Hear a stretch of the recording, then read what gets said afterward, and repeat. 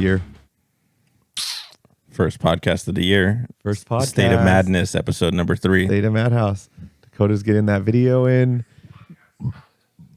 Dakota just recording things in the middle of the podcast while we're like giving out our hearts and shit.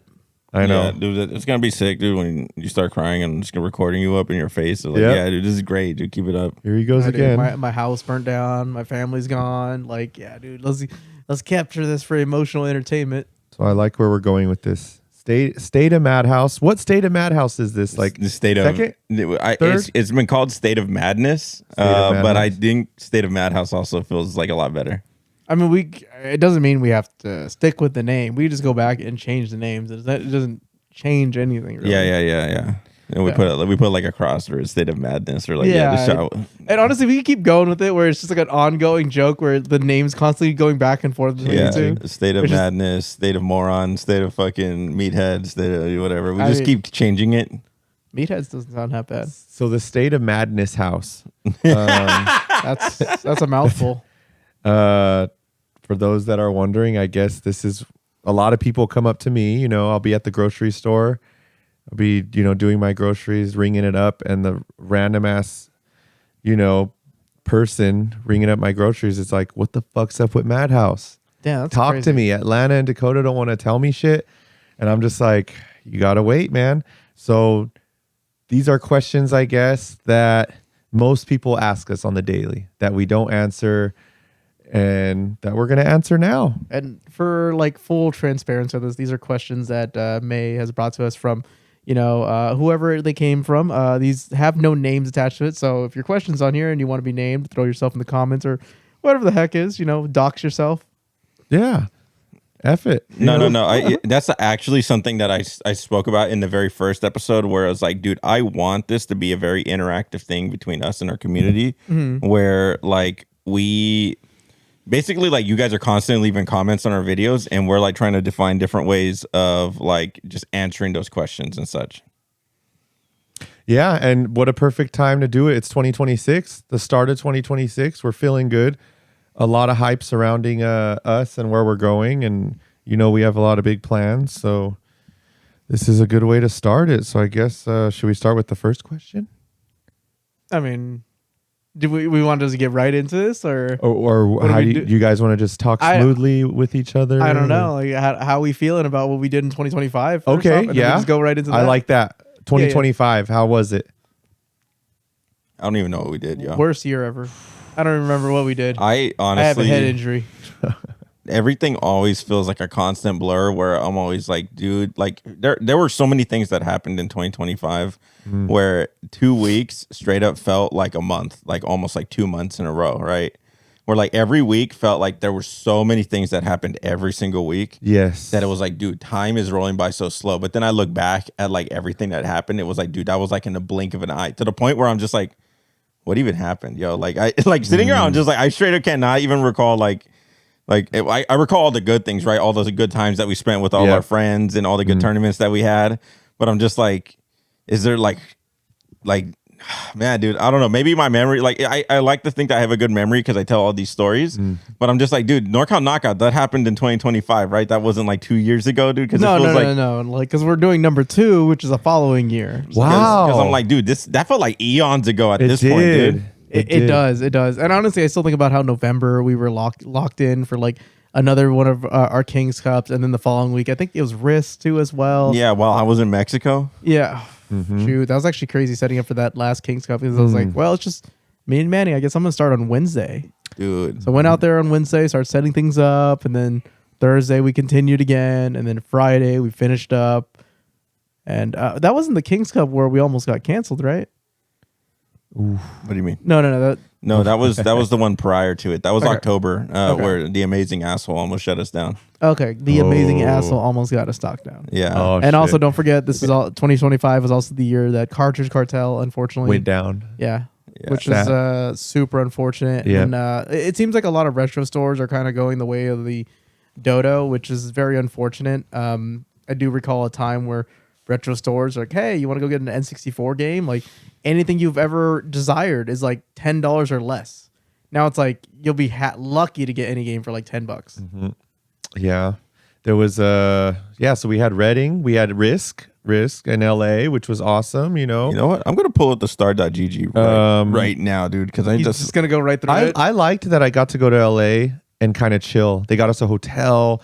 That was recent. That was that must have been really nice for you to go to LA and chill. Dude, that's so amazing. I got for you. to chill. I love that for you. I just had to do commentary for like an hour or two, and then the rest was chilling. And then I actually walked around LA because we were in downtown LA, Skid Row.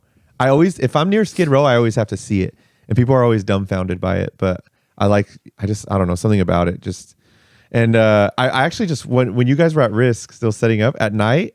Like I just walked around. I was like, I'm gonna walk around downtown LA. Like, let's see what it has to offer. I want to see the people that are around here. I got to see a crackhead.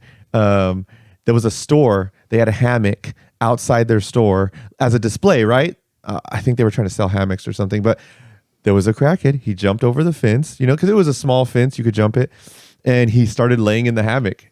And they were trying to hit him with the broom and stuff, like get off the hammock, and he wouldn't get off. He was just chilling, like and. I was just like, dude, LA is action. Like it's going down, when you told me like you were traveling around LA, I thought you like stumbled into like the Kobe Bryant statue or something like, something like, LA or whatever, but like, nah, we're going to go default straight to the crackheads. Straight to crackheads. I remember, I seen the Kobe Bryant statue. That wasn't this time, but it wasn't the statue, it was the LA Lakers stadium where it has all of the statues, right? Like Shaquille O'Neal and stuff. And my friend, I got him so drunk that he just pissed, not on a statue, but just in the middle of the street, like near the stadium. And I'm like, dude, there's traffic, like people everywhere. And he's just like pissing there. But and he just it is what showed it is. to all of LA. Huh? He didn't give a damn, I guess. That's absolutely insane. But I liked Risk. Risk was a great time. Reading was an amazing time. A lot of things that we did, like even the Renaissance Fair.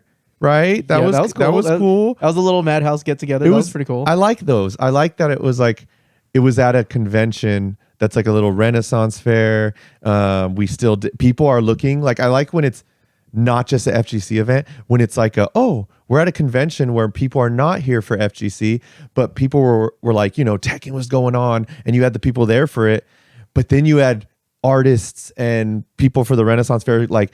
Tekken? I used to play Tekken 3. Like, whoa, these guys are crazy. Like, and then they see the extent of what we do because our setup and the lights and and all that, and they look at it and they're like, what the hell is this? And they see the other hobbies, right? World of War, or what was that game that was there? The board game. It's like Warcraft or something like that. This guy, dude. Warhammer. The disrespect. Warhammer. My bad. No, Warhammer. Warhammer. What's that guy's name? Superman. He loves that game. Calvin. No, Henry not Calvin. Cavill. Henry Cavill. Jesus, my words right now. But yeah, Warhammer was there, but we had the whole, setup and everything, and people were just like, "What the hell is happening?" And obviously, Grand Finals was hyped. So, yeah, stuff like that, like those little ones that were pretty cool, like the Renaissance Fair. Like they got us a room, right? So we got to stay there for a little bit, and I think he's confusing the Renaissance Fair with SonomaCon. Yeah, you did just mix those. Wait, really? Yeah. Yeah, you just combined the Renaissance Fair Dude. is the one we went to where we got lost in out like the darkness and like we walked that around. was SonomaCon. But SonomaCon had exactly what you're describing is correct, where it's like, thought it no, was a people are Renaissance clearly here for like the vendors, and they're clearly here for Yeah. like Warhammer tournaments, and people who have Yeah. no idea, like, hell, there was like a Street Fighter tournament here. Maybe I saw it, maybe Yeah. I didn't. Whatever. Did we do a Renaissance Fair? We did go to the Renaissance Fair. Yeah, we have a picture. We didn't do it though. Like it wasn't a MADHouse Dude, and Renaissance I'm Fair. over here No, thinking that that my brain is like mush from all these No, concussions. I was following along, but I thought he was bouncing between like four different events. Yeah, I was like, wow, this is going all over No, the place, dude. I remember we went to the Renaissance Fair, but not MADHouse. We just went. No, it was I like said a it was not kind of MADHouse. like a It MADHouse was- outing. with Yeah, it was a lot of MADHouse. people. Yes. Yeah. So like, I think that'd be cool if we did a little bit more of that, because we did California Extreme, where we bumped into quite a few people there. I Yes. think John Choi was there, Yep, yep. Captain No Fun, a bunch of other people too, right? Yep.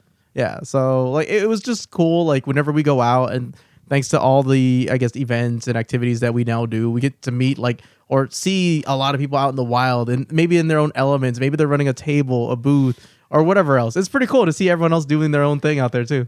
Yeah, was it last Genesis? John had a table, right? Oh my god, yeah, and he was selling amiibos like crazy. Yeah. He even told us to run the booth for a minute. Where That I'm was, like, dude, that was so fun just to run the booth where he's like, hey, I haven't eaten, I haven't used the bathroom, I've been here all day. Can you guys I trust you guys, hold it down.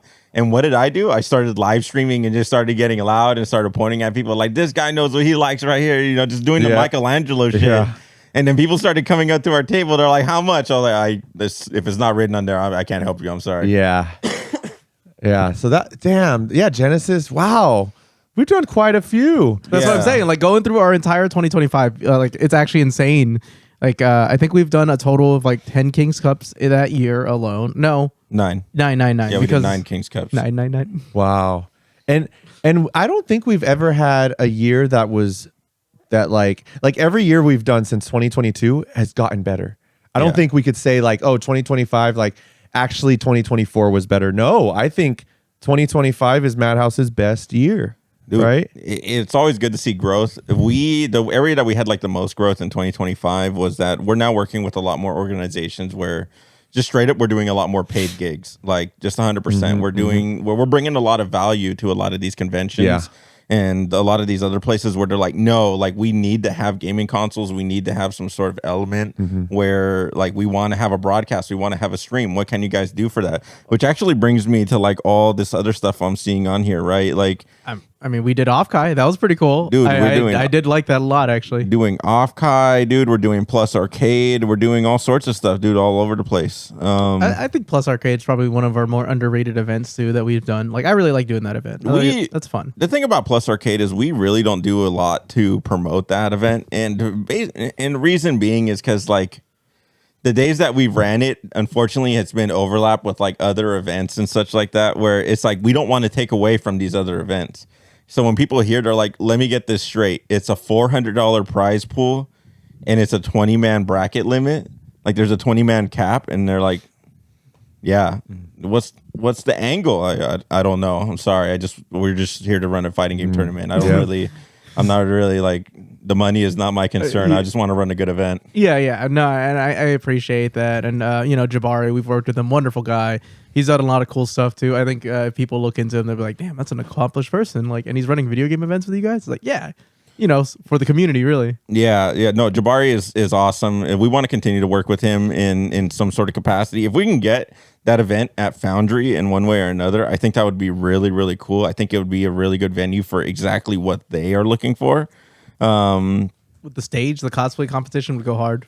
Yeah, and they can do like musical performances and everything like that. The DJ, everything, dude. I think it'd just be a good fit. So we'll see. Maybe there is like a month, right, that like we're not doing like Evo style stuff, or like the month of Evo or whatever, where we say like, hey, we're not throwing a King's Cup. Can we throw a Plus Arcade there instead?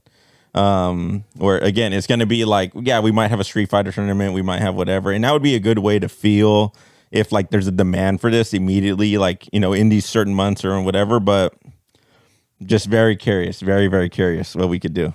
Yeah, super excited. I think 2026 will again be our biggest year. A lot of surprises that are in the works and everything. But 2025 was great. Super happy about it. Not really too many lows. I don't think there was too many lows, really. Not really more.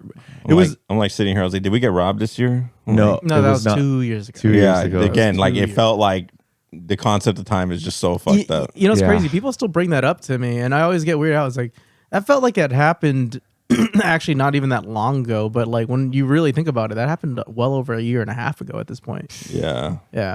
It's still crazy to me. Like I was doing all the events with you guys in Oakland, and the time for the first time ever, I left the country, and I'm looking at it. You guys talk about it while I'm like, it's like 3 a.m. where I'm at or something, and I'm seeing Atlanta crying on the video, and I'm just like, what is happening? Everyone likes to bring that up. So good, dude. It's a great one. Dude, so good. You could tell everyone now what you told me recently. You made me start laughing because you were like, dude, that was the hardest I ever had to like not make myself laugh. I really what? Okay. No, you fucking okay, so I gotta make the edit in here. Okay, so Michelangelo's laughing so fucking hard because he knows I'm being sincere with this, right? That I felt bad. I felt really bad that we got fucking robbed. That it wasn't like I was trying to make light of things. Yes. But like there have been many times in the past where something horrible happens, right? And like, you know, whoever's in front of me just straight up just starts crying, like just like bawling their eyes out. And something in me, something deep down inside of me just says, laugh. Ugh. And I cannot help it. It has ruined so many moments and relationships and so many different things in the past. Relationships is crazy. Where they're just like, are you laughing? Do you think this is funny? I was like, I really don't think this is funny. I'm sorry. I just can't. I just can't stop laughing, dude. And so when you were like sitting there crying, it made like, oh my God. So there's this video, right, of this U.S. military person, right? I don't know what branch of the military they were in. And Obama was talking, right, and he was hyping him up, and he was saying something, but his phrasing made it sound like, yeah, and he took them from the rear, and and like at that moment, you see the Marine or whatever, the guy up at their tiny post. Ryan and his team were being pounded. Almost instantly, every one of them was wounded. He starts to crack a smirk, and then you see his temples flex up really fucking hard, and the smirk goes away. He locks in. He doesn't. It's like one of those moments, like you guys may not know, but like your football coach says he's trying to be serious, and then he says something off color, like quasi sexual. Yeah. And then like you got three people in the crowd that are like, I completely understand that, and I think it's one of those mechanisms within ourselves that. In order to cope with whatever the hell happened, sometimes you just got to make light of it. So there was a point where like it was at the very, very, very beginning of the video, and I'm going to edit this in. You started crying, and it was like you took a pause, and it was like a very heartfelt, like, dude, I felt everybody else's heart. Even I could tell, like, dude, when the viewers are going to view this, their heart is just going to sink. And as soon as that happened, dude, I started cracking a smile, and that Marine came back to me. Oh my Lord. You were like, and I was like, and then I locked in. I pulled it back in. I was like, you can't do this now, dude. They're gonna dude. The moment you crack a smile, everybody's gonna be like, Dakota planned this shit. Yeah. He was the one that robbed everybody. It would have been bad. It was all him. It was a fucking. I mean, still to this day, I mean, I really do appreciate everyone who donated because it allowed us to pretty much keep going. Because honestly, I don't think we talked about it ever since that, but that was one of the moments where I just wanted to basically just sell whatever else we had left and just say, fuck it, I'm done. Yeah. That was actually a moment where I was just like, I'm done with this. Like, it's not worth it. We're not getting paid for this shit really at this point. It was definitely like mentally just draining. I was like, I don't want to be here anymore. Yeah. I was just like, I was done. Have you guys felt there's been a few times MADHouse was almost about to go under?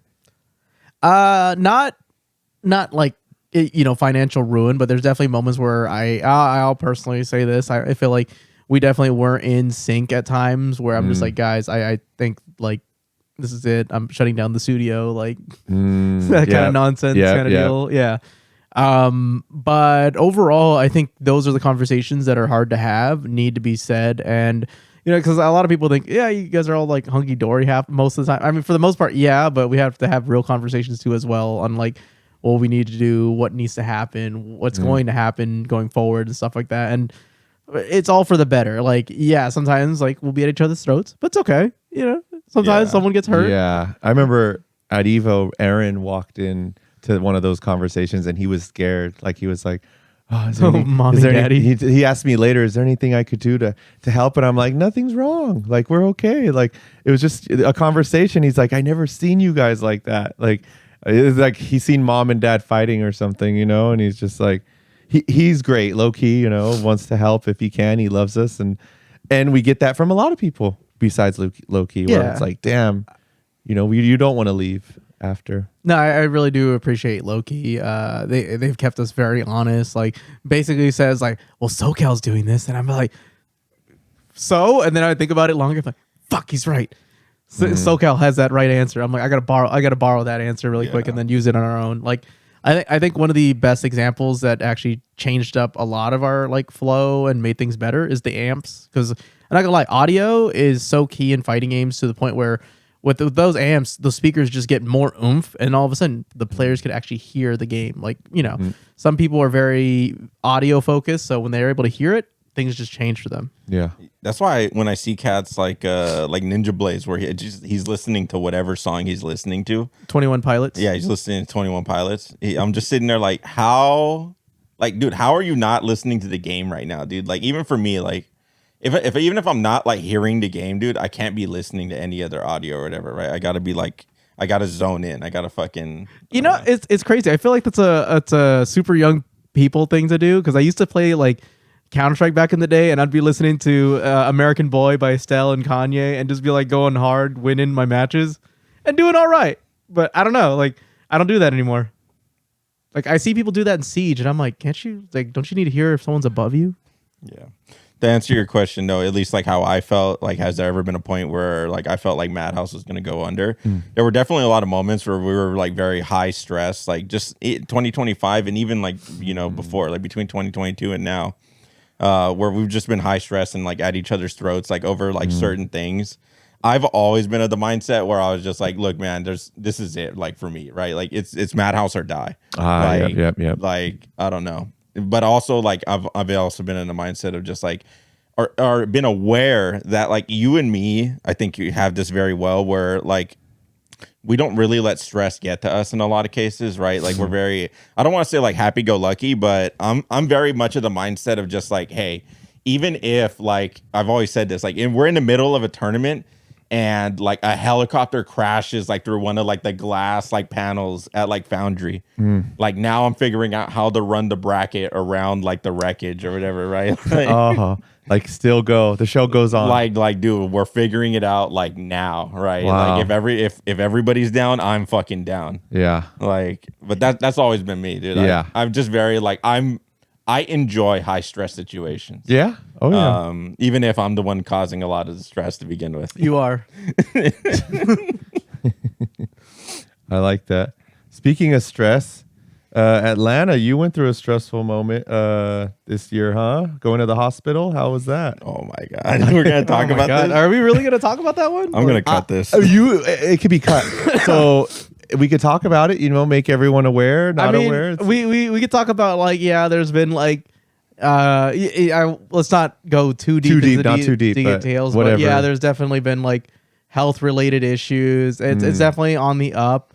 For the people who know, they were very upset at me because they're like, oh, you're gonna fix up your diet, and I'll be like sending pictures of like, hey man, this instant cup ramen, $139, it's got protein. Oh no. And then they get mad and then be like, dude, I can mix it in with this white monster. And they're just even more upset at me. And then they would call up my girlfriend and be like, hey, can you hit him for me? Yeah. And then you would like go to the doctors and you come back with a clean bill of health. They're like, yeah, all your charts look phenomenal. Yeah, Interesting. that's the crazy thing. And then people are now more upset than they were before. Yeah, actually, those are actually very interesting. Yeah, no, it's kind of funny because I did the blood test, I did all that kind of stuff, and there was like a test that I thought they were gonna hook me up to like a treadmill and like monitor my heart rate, but apparently that hasn't been really done since the 90s, so my information's like really dated. Because I was thinking about Tim Allen's Santa Claus, where he just kept getting fatter and fatter. Yeah. Okay. This motherfucker, he was gonna be like that scene in Top Gun and shit, where he's like blowing like the ball and like the little tube and shit. Yeah, fucking Rocket Man. Yeah, I was like, they're gonna see if I'm ready to go to space or something like that. Yeah, man. Not only did we find out you're healthy, you're one of the most healthiest. Welcome aboard, dude. It's like he's just like just shaking their hand, like I guess I joined NASA, guys. Dude, that's actually, pilots, they prefer to have more shorter, thicker, like stout, like little men or whatever as pilots. Yeah, less material for the astronaut outfits, right? Well, I was thinking more of like the way the blood flow for the G-forces on the body. Because if you're tall and lanky, all that blood is just going up to the top of your head and to your feet. So someone like Michael blacks out immediately. Someone like you would stay conscious for a lot longer. Oh, nice. That's the way I understand it. I'm a better spaceman than both of you. Yes. That ass is out this world, dude. That's what he's saying. Oh dude. yeah. But yeah, I think we'll leave it at that. We can leave that part in. Just, I was like, that was pretty that tame. wasn't so bad. Tame. Everybody's gonna be so concerned. They're gonna be bringing you like fruit or some other fucking health. Like, here's antioxidants. Here, I got you, Atlanta. I mean, to be fair though, there are times where like even at risk, I think I almost forgot to eat, and I think Zerp was like yelling at me, "Did you get lunch yet?" I'm like, I have no replacement, and I'd rather just keep going and make sure everything's okay. Like, let's just keep powering through. I want this done. That's insane. There's only been one time ever No, even then, that's not true at all. I was like, I've never forgotten to eat, dude. Like people talk about being locked into the point where they forget to eat. I've never I fucking love food so fucking much. You know what's crazy? You brought me food, and then you ate it. Yeah, you were taking too fucking long, yo. So I'm not the only one. At Evo, I brought you food, but then it was like the next day and I ate it. I was like, oh, we got to go. I'm eating it. Oh, at least you made it up. I made it a day. You made it up the following year. It was cold and I was like, I'm going to eat it. And then I was like, he won't ask me for it. And then an hour later, you're like, oh, so where is it? And I'm like, well, no. But then I did make it up, right? I made it up. The following year. Yes. You brought me that plate, which I remember when I got that plate of food, I gave it immediately. I think it was to Dakota, and I ran to the toilet because I had to take a dump. Wow. Okay. That was like one of the few times where I didn't say a single word to you guys, and then you guys saw me run. You did run. Yeah. Oh, yeah. I was like crowning. It was terrible. Like, not a good experience. Evo 2025, guys. Yeah. So 2026 now? Are we still need to reminisce about 2025? I mean, I'm like looking. I'm like seeing what else. That we did. We did the BYOC tournament, which was cool. MKX Evo, which I is was sick. like, there's still NorCal Knockout. What the fuck? Dude, things. Evo MKX was amazing. Because I was like, how are we going to top the team battle of 2024? And then MKX, we got to do it in Evo. Okay. You know? I'm just kind of curious. What were everyone's expectations of that? Because I honestly thought, like, yeah, the NorCal versus SoCal that we did within conjunction of, CJ Nosa and the study sessions crew, which was really cool. Like, shout outs to them. I think CJ Nosa was actually in NorCal recently. It didn't get to say what's up to him, but much love to that guy. Yeah, absolutely. Much love to the study session crew. Yeah. But my expectations doing the BYOC was like, it's going to be quiet. It's going to be like whatever, and then like it came out to be like one of the coolest fucking things I felt like I've ever done. Yes. 100%. Like, I'm not going to lie. That shit felt super grassroots, and I loved every little bit of it. The trash talking was stupid, but it was fun. Great. I think we actually developed a villain during that day too, which was super fun, and I hope everyone had a good time with it. But it looked like everyone did. Production value surprisingly really crazy for just a random group that pops up at Evo. Mm-hmm. I think when you guys were bringing shit in, they were like, "What is that? What is all that?" They're like, dude, they're like, are you guys moving in? What the hell's going on, dude? And I was just like, bro, I like it better in here. The air conditioning's good. It's better than being outside. I just kept saying stupid shit like that every time they would, me. If someone says something dumb to me, I'm gonna say something dumb back. But yeah, dude, the fact that we're still getting like anywhere between like 1,500 and like 3,000 views on that video per month, and we're still getting people commenting and just like hating on like literally we got a comment like the other day just like talking about eggshell and just be like, dude, now you got that Evo money, dude, go fix your fucking smile. Okay, I'm not gonna lie, some of the insults have been pretty funny, but there's also a lot of love for eggshell within the comment sections, but I would say like it's about like 1 in 5 now, unfortunately. It's pretty good, dude. But the fact is that this game continues to get people so worked up. Yes, 100%. I love it, dude. The whole reason why I started MADHouse was just to recapture any of that feeling that I had for MKX, and just to see like how many people are still willing to show up and just like play makes me like even want to play MKX even more. It was like, dude, I just gotta figure out a way to keep this thing alive, just in the same way that Riz is trying to keep like Third Strike and CVS2 and a lot of these old school games alive. He fell in love with that feeling, and I'm not so different. It's just a completely different game. We're not so different, you and I. Yeah. I yesterday I was on your Instagram page and I seen that you posted a MKX. You were invited to the beta and you were like, I'm so stoked about this. I had never seen that. And I was like, oh shit, like that's funny. That's how serious I was. He actually is a real like big MKX. Oh yeah. Fan. Like a lot of people don't realize that until like they see him play. Like 100%. I think the last King's Cup of the year, you played Chris G in like a quick little set, right? Yeah. And everyone's like, what the hell, you actually play? And I thought that was really funny. That reaction was just like, yeah, he actually. Yeah, because of that little like me and Chris just like playing or whatever. Yeah, I don't know. He's still a phenomenal player, dude. I know like if he had just like a couple months of practice or even in a couple weeks of practice for that matter, he would probably beat my ass, right? Yeah. He forgot how to run, and that's why I was showing him. Like I have that video posted on my YouTube, but just like he's a great player. But to see like everybody's reaction to me playing, and the fact that now Agent Triple F is now playing more, and now since me and Agent Triple F have been playing, now Nelly wants to play. He's like picking a main, and he's like going and he's practicing. He's like, I'm gonna whoop all your asses, dude. It's over. You know what's crazy? Nelly is actually highly capable of doing that. Like I love Nelly. I think that guy's really funny. I think me and him actually had a real talk at that Foundry party where I was just like, dude, like I really think you're one of the coolest players ever. And he's like, oh, dude, I fuck with you guys heavy. Yeah. I was like, it was cool. It was a nice little moment. Yeah, he's a cool guy. Great at CVS2, all the old OG games, and he was nice enough. Like I was chilling at Evo, at a table. And he was like, oh, here's the rest of my pizza. And that pizza was not cheap. You know what I mean? Like, it was crazy. Vegas. And he was eating whatever. And he's like, here, have this. And I was like, okay, like, great. Thank you. Even though I had a lot of food that weekend. But I was just like, cool, thanks. I brought him something later. But yeah, he's one of those guys. He might not know you too much, but he'll just make you remember him somehow by his kindness or something, which is really nice. It's awesome. Yeah, I love a lot of love for the DM crew. You know, a lot of cool OGs in there, and they, the friendliest people, especially when you see them at Evo. You know, just a really big shout out to all the people who have actually come out to King's Cup because you see them out in the wild. You're like, hey man, good shit last month or whatever. You know. Mm-hmm. Yeah. Damn. Yeah, we've come quite a long way with everything we've done. I feel this year I've seen a lot of people that doubted us in the past. They're seeing the power of MADHouse now, and they can't deny it. Like, because, and I always hear this from people. You and I say it too. I'm like, dude, no one's overpowering us or like shutting us out because Atlanta and Dakota are fucking machines. Like, they're up all night, all day. Like you have other things that come, right? Like other tournaments, locals or whatever, and they do something and try to overtake. And I'm just like, it could only last so long. They can't replicate what we're doing because you guys are like the what is it? The charcoal in the train that's just like going and going. Conductor. The conductor, but just the fuel, the fire that's just like in there, like. And I'm like, dude, no one's beating them. They're all drinking Bang all day. In Atlanta's Michael's just in first class, just fucking just chilling, dude. Just like, I'm like right here trying to fix the engine. Go, just go. You and I completely covered head to toe in soot. Yeah.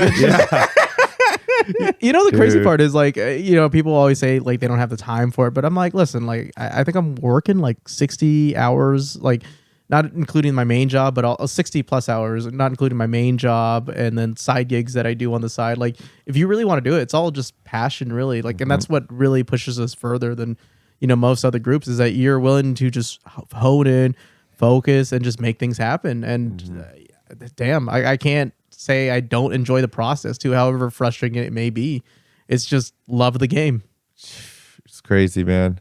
Fuck it. Hospital trips for the win. We're in there. Jesus Christ. It's crazy? In my entire time in MADHouse, I think I've had like 3 hospital visits like so far, which is insane. Like it all started off with me getting hit by a dump truck all up until the more recent incident, which we won't talk about too much in detail. Yeah. To now. Damn, yeah. What the hell is that? You did get hit by a dump truck. And what the hell? Dude, and you're still trucking through. You know what's crazy? I was walking around with a fractured shoulder for like the longest time. And then like, I still remember like the first x-ray came out and they're like, you seem fine. But I'm like, why am I in pain? It might be like phantom pain. And all I heard in my head was, whoa, like the fucking Metal Gear Solid meme. And I'm like, God damn it. And then when they finally told me that I actually had a fracture, all I heard in my head was that Half-Life HEV sound, major fracture detected. Minor fracture detected. And I was like, man, I'm just on a certain level in my head, like where I'm just hearing things because I've just played too many damn certain games. Yep. The references, they just keep coming over. That's the worst part is when I actually went to the doctor, I actually had a sound effect in my head from like just NPCs in general just saying, medic, that Half-Life sound effect. It's pretty fucking good. I don't know. I think I'm way out there. Yeah. It's something I think we barely touched on, but I want to talk about it a little bit more. I mean, what did you think about the first NorCal knockout? The first NorCal knockout, I liked it. I always like trips that are out of the city. So we're going somewhere. That's when I first vlogged. I got the hang of vlogging with that camera. I went with Atlanta. We met you there. And yeah, just having fun with it and realizing how big it was. It's in a casino, right? Joey, shout out to Joey Salami, has the hookup, the casino. And it's like, wait, we're kind of like doing something pretty big here, even though it's their first time. That was their first one. You usually don't get that on your first go. So that was kind of crazy. That was the most impressive thing about everything, where I was like, let me get this straight. You guys are a new group. And they're like, yeah. And they're like, you guys have never ran like a local before. And they're like, no, we're just trying to run a big event. We're trying to go for, very much how like WWE, they run every week. Well, fucking the Japanese wrestling or whatever, right? They do more of like quarterly events, but their events are a lot more bigger and they're a lot more like, imagine if it was only the pay-per-views for WWE. Yes. That's how the Japanese does it. So I was just like, okay, I can kind of see how this may work, right? Considering this area doesn't probably have a lot of people. You're just trying to pull people from other areas. This may work. But yeah, just the fact where I was just like, dude, this is a lot of like gumption for you guys to like want to do like a big one right out the gate. And they did it. It's pretty insane, dude. And that's one of the reasons why I have like Joey and the whole crew, Second Wave, writing for FGC, all those cats, dude. I have their back all the way through because they have a very similar vibe, or at least maybe mindset to like me, or at least for the way that I understood it, right? Where I'm just like, you guys are fucking crazy, dude. I'm so with it. Like, let's make this happen. The fact that they come out for the monthly every time and they're 2 hours away, 3 hours, 4 hours, geez, basically. And they have to, so they drive 4 hours here and then go back every month. They've done a few Kings Cups. Yeah, they've run production with us, and that's like I think one of the bigger like benefits of having that like synergy or having that ability to work with other groups. Where it's like, no, you guys are like really good at this production thing, right? Yeah, like you wouldn't think that from you guys being out in like the middle of nowhere. Like, how did you develop these skills, or you guys have a background in this? And it's just like, no, they're just good, right? They're solid at this. Okay, cool. Then let's work together, right? We have a bigger stage. You guys are actually kind of better at this than us, right? Let's see what we can learn from each other. Let's make this. You guys need more reps. We have the place. Let's make it happen. Yeah. Actually, I do appreciate being able to go back and forth because I think I showed like a few plugins to Joey and he's like, "What the fuck? This is great!" And then he'd send me stuff too, and I'm like, "Oh my god!" And I do appreciate it because he's just going in depth, showing me how to like upgrade our own stream and how to fix a few things. And these are things that we're adding in slowly. Like you may have not actually like noticed it, but the stream quality has definitely gotten significantly better for it, right? These are like little things that you keep adding and then things just get better and better and better. Yeah. Yeah, it was beautiful seeing what they can do and everything. So that was a hype one. Reading is super memorable. Casino, had a great time. We all had fun there. Yeah, wow. Vlogging and stuff, just like at Evo. That's something I really want to do a lot more of in 2026 is I just like the little vlogs, like the Captain Chronicle things that I've been putting together and like the little videos for Star. I mean, there's still like unseen footage that we could still put together. From what? There's actually, he talked about the vlog to NorCal Knockout. We still have all that footage. Yeah, whatever happened to that? I mean, I have it. He has it. I have it. So we can Great. We even have the footage from the first Risk. We also have the footage from when you walking around what do you call it? Evo? No. That what you call the Renaissance Fair. SonomaCon. I was like looking through my phone. I was like, I have not. There's like I see like 15-minute clips, like 4 15-minute clips. And I was like, I've not done anything with this. Yeah, because that's something that we could definitely look into. And then I think that'd be really cool to have that footage from the NorCal Knockout because there's still something I would love to do, which is like the multiple angles of Tree Wiz's victory at NorCal Knockout. Like we have an extra angle that I don't think a lot of people have seen yet. We have the Rating FGC stream, which is everyone rushing Tree Wiz. We have the photos. We have May's video that captures the back end. We have a few other videos that capture it, but we also have the footage from the Osmot when everyone decides to get up and start running. Yeah. So we have that too. The DGI. Yeah, right. The DGI. So that actually brings me into my next thing that I really want to do. I've been talking about this for years, and I've only done a small version of this, which is a promo video I did for like the very first season or second season of MADHouse. That was a great video. That video like still stands still as like one of our favorites. Yeah, I did that in like a day. I had this weird thought. I was like driving home from work, and I heard I listened to lots of like different and weird music, and because of that, I was just like, this could be an anime opening for sure. And I was like, well, why not an anime opening? What about a MADHouse opening? And I was like, well, we don't really have time to do like a whole opening. You know what? I'm just going to grab a couple clips and I'm going to promote all our events for June or whatever it is. And then I'm just going to make one of these every single month. And even though it was like done in like a day, right? It was still pretty like, wow, we need a lot of footage for like to make this happen. We need a lot of good footage. You need to comb through a lot of shit. Yeah, I don't know. So the whole point is that I want to start doing anime openings for like King's Cup. Okay. Like I see the stuff that like Brett does with Slashback, and I'm like, I could do this, dude. Like not to diminish like what he does. He is fucking amazing, right?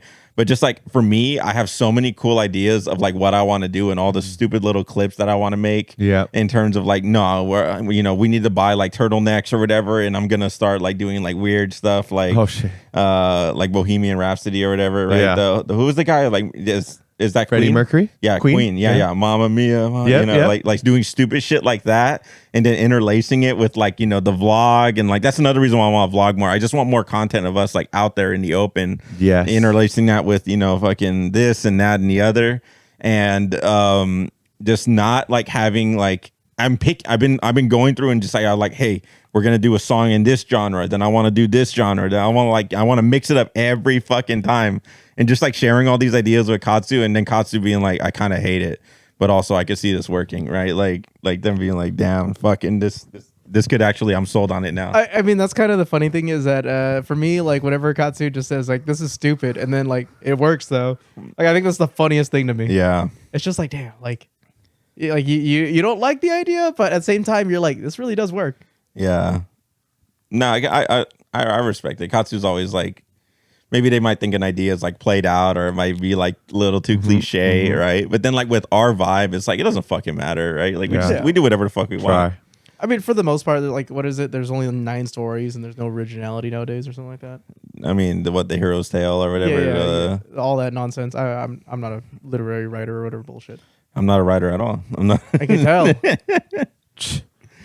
But yeah, dude, it's just I want to do a lot more vlog content like that. I want to do anime openings. I want to just do in 2026, dude. I want it to literally be the year of content, dude. We have all the devices necessary to make like a good podcast like this. We should be doing this every week. We should have an episode up every Friday, right? Which is a big commitment because like you're leaving town for a while, right? So, and then that also brings me into my other point, right? Where January or February might be a little slow because you're going to be gone for like 3+ weeks, right? But that also brings me to my point where I want to get like my own podcast going, right? Where I want to interview other people who, maybe they might not be fighting game related, where they may not be necessarily a good fit for, the Stay Mad podcast, right? Yeah. But it's like people who are like, no, I want to interview you, right? You're a part of this community. You're not a fighting game player. Let's just get you going, right? Like, let's hear what your story is. Like people like Percival, right? People like Amanda. Amanda's been, what do you call it? Badman's girlfriend. She's been like, she really wants to get on the podcast, right? Okay. And I'm like, well, I don't know how much experience you have with the fighting games, or maybe I can get you on my own, or something of that nature, right? Where I want to hear your story and do it in my own, Captain Daddy style, or sort of style, right? I mean, I've always seen her around at events, so she probably has like an interesting view into like her experiences with just like how it is to be a spectator at these events, like.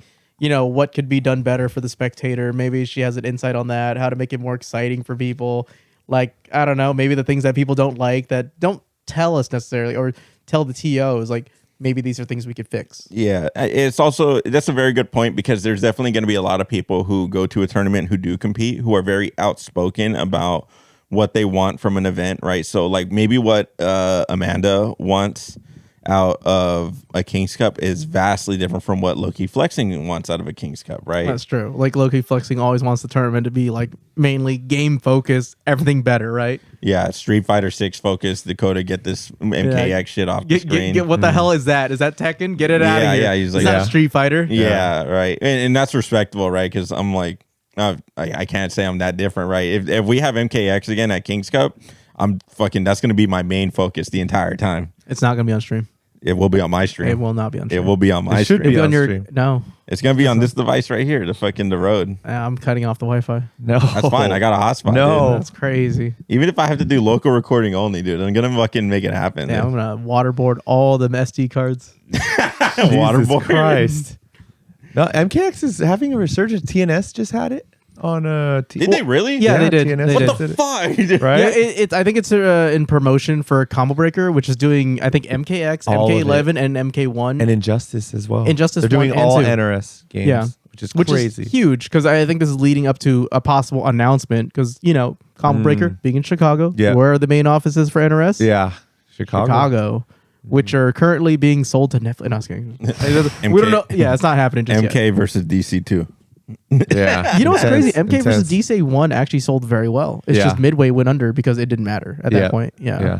A lot of people don't know that. I think it sold like 4 million copies, which is really good for its time. I owned it, dude. I said that I hadn't owned the fighting game since like the PlayStation 1, right? Or sorry, Dead or Alive 3, basically, right? Okay. That wasn't true because I also had MK versus DC. So when I go back in my podcast, I was like listening to myself. I was like, wait a second. I remember beating my girlfriend. We played MK versus DC, and I played Sub-Zero, whatever. I beat her with one hand. I was doing the fucking shit. ice sword teleport or whatever.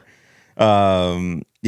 I was just like, wait, the fuck? But yeah, no, not to say that I love that game, right? That game has a special place in my heart before I knew about any combos or anything like that. Yeah. But it would be interesting to see what a modern day take of like what that same exact thing would be. I mean, that's just injustice. Instead of the rage, like making him stronger, you just get this pill that makes you a superhero. Yeah. I still have my copy. I liked it for what it was during the time. But now that there's Xbox? PS3. Okay. But now that there's the prevalence of like The Boys and Invincible, where they're like, no, it's okay to have your superheroes just get obliterated, right?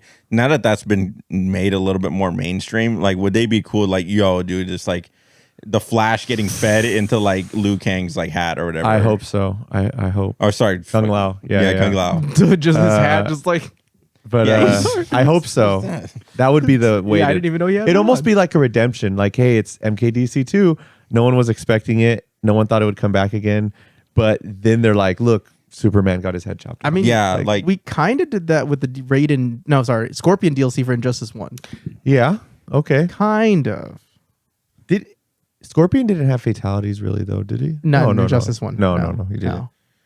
He was broken at first. Oh yeah, Super the broken. teleport was like it hit crouching opponents. It was crazy. And it was like +3. Yeah, it was insane. Yeah, it was insane. It's Like like, why? okay. On block? Okay, never mind. But let's keep going. It was insane. no, So- dude. Yeah, there's been a lot of good events, but sorry. Go ahead. What were you saying? So I was gonna just read off this first question about what people generally ask us. Yeah. Let's go ahead and just Are we gonna preface. Yeah, start let's go. doing that? Let's go ahead and start going into the viewer questions. And this is something we want to do going forward. Yeah. Where people who have questions can, feel free to send it on over to us. Maybe we're gonna throw it in the Discord. So if you're not in our Discord, just hop on in. We'll throw it out there. Hey, what questions do you guys have for all of us? Yeah. Mm-hmm. I think that'd be really cool. Like if you don't want to post your questions in the general chat, maybe we could make like a little form people could send it off into so the questions are a little bit more quiet. We're probably going to get a lot of lewd questions that way, but this is what you get when you ask questions to the general public. Yes. And I like these. When you sent us these today, I was like, this is usually what I hear from people. Yeah, a big shout out to May for putting this all together. Like this is super nice. She really helps out with a lot of being organized and stuff. Yeah, like you will. we have no organizational skills, to be honest. And again, if there are any questions that we didn't add, that we don't have on this piece of paper or whatever, that we are not answering your questions, make sure to leave a comment because we will answer them in either the next one or we'll just have them front of brain or something of that nature, right? Where it's just like, hey, if you want your voice to be heard, you got to let us know somehow. So remember to like, comment, and subscribe and all that good stuff. Asking questions does help for sure. All right. All Go right. ahead. Lead us off, Michael. You do the first one. Okay, first one. Here we go. Is what do you feel is necessary or needed for you guys to continue to grow? Wow, what a question. Yeah, that's actually a hard one. I know exactly. Okay, so I always joke about this shit, right? Like I always call MADHouse and like what we do and like why we work so hard. I always call it the war effort, right? Because like it's just nonstop at every waking moment. Like this is all I'm really, for the most part, this is all I'm thinking about, right? Just like what can we do for MADHouse, right? Even when I'm streaming every day, right, and I'm thinking about buying like a new graphics card for like my stream, I think to myself, is this gonna benefit MADHouse, or is this gonna hold us back? Is there anything that we can get that might help us for our next event or the event after that, or this, that, and the other, right? With that being said, what is the thing that fuels all of that can make all of that a lot more alleviated with money, right? So for me, it's not like I've always been a very anti-donation kind of person. I really don't like taking handouts from anybody. I really want to like, if I'm going to get money from somebody, I want to have like an even exchange, where in the sense where it's like, hey, like you received value for something, anything like that, even if it's overpriced value, right? Like something that I always really liked growing up was Tyler the Creator. He sold like very overpriced socks, right? They were very high quality socks, but you were paying like $20 for like a single pair of socks. Yeah. And as much as like, you know, I was like, I knew for a fact, I was like, this is not a good value. Yeah. I was like, no, I still really want to support this artist. This is something that I could use. And this is something that's actually like, I really like this. It almost feels like a limited edition item that like, even though like, hey, I'm going to wear these every day and these are going to wear out and I'm going to destroy these. I didn't care. Right. So like, hey, like if we did like $5 supporter packs, like the point is we need to get more in revenues of like income or whatever. Right. And while the Twitch is great and while we're starting to make more content on YouTube and that's going to start to kick up a little bit more, now that we have that partner program in place with YouTube, we need to start selling a lot more just like merch in general, right? And whether that's like $5 like sticker packs or whatever, or that's like $20 like custom socks or whatever, right? Like we have like I don't know, like just something, right? Something that's going to make it stand out, right? Like we have NorCal Knockout socks, right? Or like, hey, just t-shirts, sweaters, and everything in general. As much as I love Zazzle and it gives the people the ability to make their own merch using our logos, because that's what Bang Ding Out, and that's what Anthony did. Anthony has the metal MADHouse logo on the chest, and on his back, it's the full logo all across his entire back. And I was like, that's so fucking sick, dude. Yeah. But it's like, while Zazzle, that's cool, and you can print it. You can print that on like really good shirts, like really good blanks. Is that what he did? That's what he did. Oh, okay. Because you can pick the level of shirt that you want. You could either spend a lot more money for a higher end shirt, or you could spend a lot less money for a lower end shirt. But the print may not stick as well. So it gives you that ability to like choose your price point, right? Yeah. And while we make a little bit of money off of that, I want to have a lot more control in terms of like the quality, because my biggest thing in the whole world is I do not want to be putting trash out there into the world. Just like they always joke about this, right? They're like Bill Burns stuff. He's like, bro, you're like old like flannel is just on some poor porpoise's head, and he's just struggling to get that shit off or whatever, right in the middle of the ocean. It's like I don't want that with like a MADHouse logo on it. Yeah, like I want to have like a really high quality piece of like clothing where it's like, hey, if you put this, like, let's just say like I bought like a shirt and I really love the shirt, but I gained too much weight and I put it in a box. And 20 years from now, like your kid opens it up and they're like, what is this? It's still going to be good enough where like you put it on, you're like, fuck yeah, dude. I don't know what brand this is. I don't know what, but this shit is nice. Sick. It's still put together well. It's well stitched. It's whatever. That's like my ultimate goal, dude, is to have something that you can pass down on to the next person, whether it's a jacket, a shirt, a fucking whatever. You're not passing down socks. I fucking hope not. Should. Oh shit.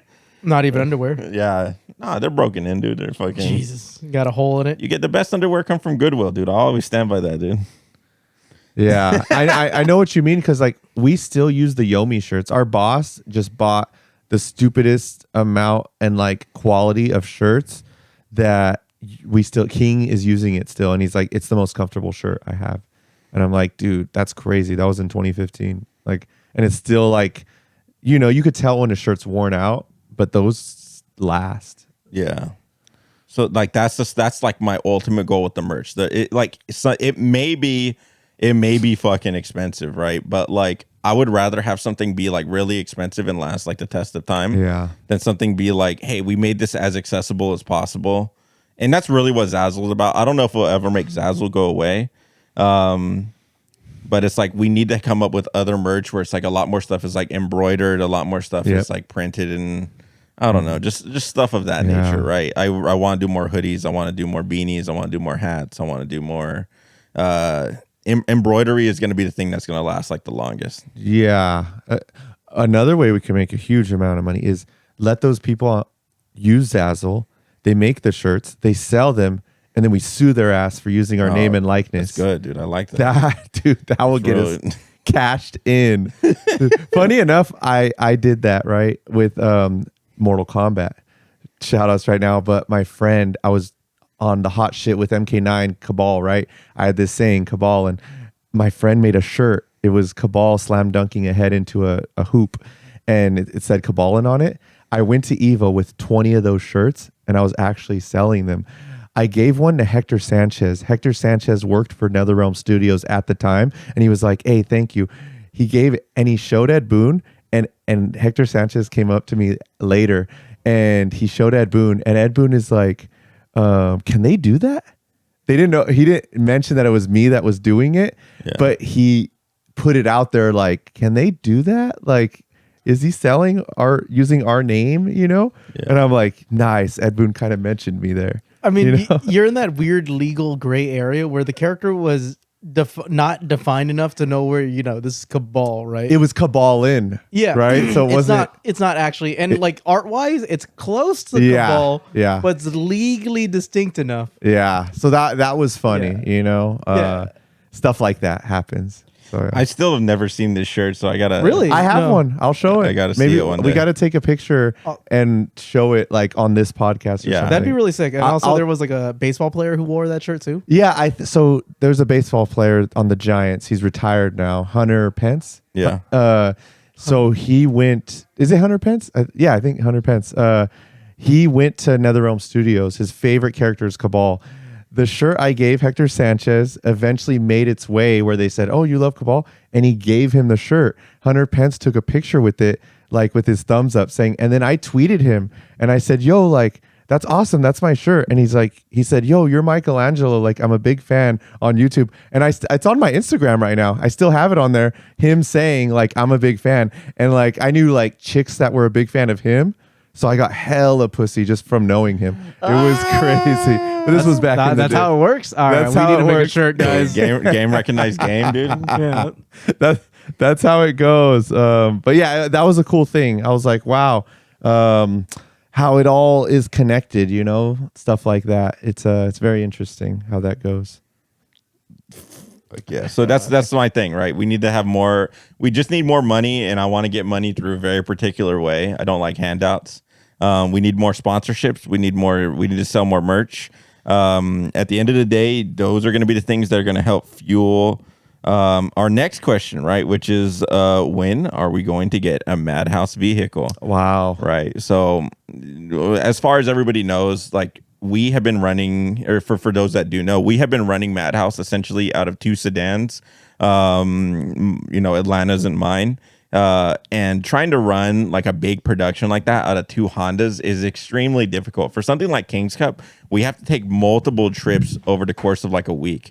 In a case where I'm not available, Atlanta's starting on Wednesday, right? Like, but most of the time we go set up on like a Thursday night, and we'll go set up all the consoles, or at least all the stream, and then we'll come back Friday morning, and then we'll try to do the rest, and we'll have it all done before like 6 p.m. And then same thing, we try to break it down. We're leaving that night at like 4 a.m. and we're coming back the next day to get the rest of the monitors, at like whatever, like 10 or 11 or 1 p.m. the following Saturday after a King's Cup. So for events like NorCal Knockout, where it's like, hey, we're gonna need to deploy like the entirety of like our fleet of consoles and monitors and all this other stuff, having like some sort of van or like truck would be massive for us, right? And even if I have to sell like my own car and have to make this like my daily, where I'm like driving around to like Smart and Final or like to pick you up, and I'm just like in a fucking 16-foot like box truck, like I'll fucking do it, dude. I really don't give a fuck. That's my thing. So the more income we have, the better, stuff that we're going to have, the better production we're going to have, the more ability that we're going to have to be able to buy merch to sell to you guys. And then in turn, the more merch that we're going to sell, the closer we're going to get to being able to buy like some sort of MADHouse vehicle.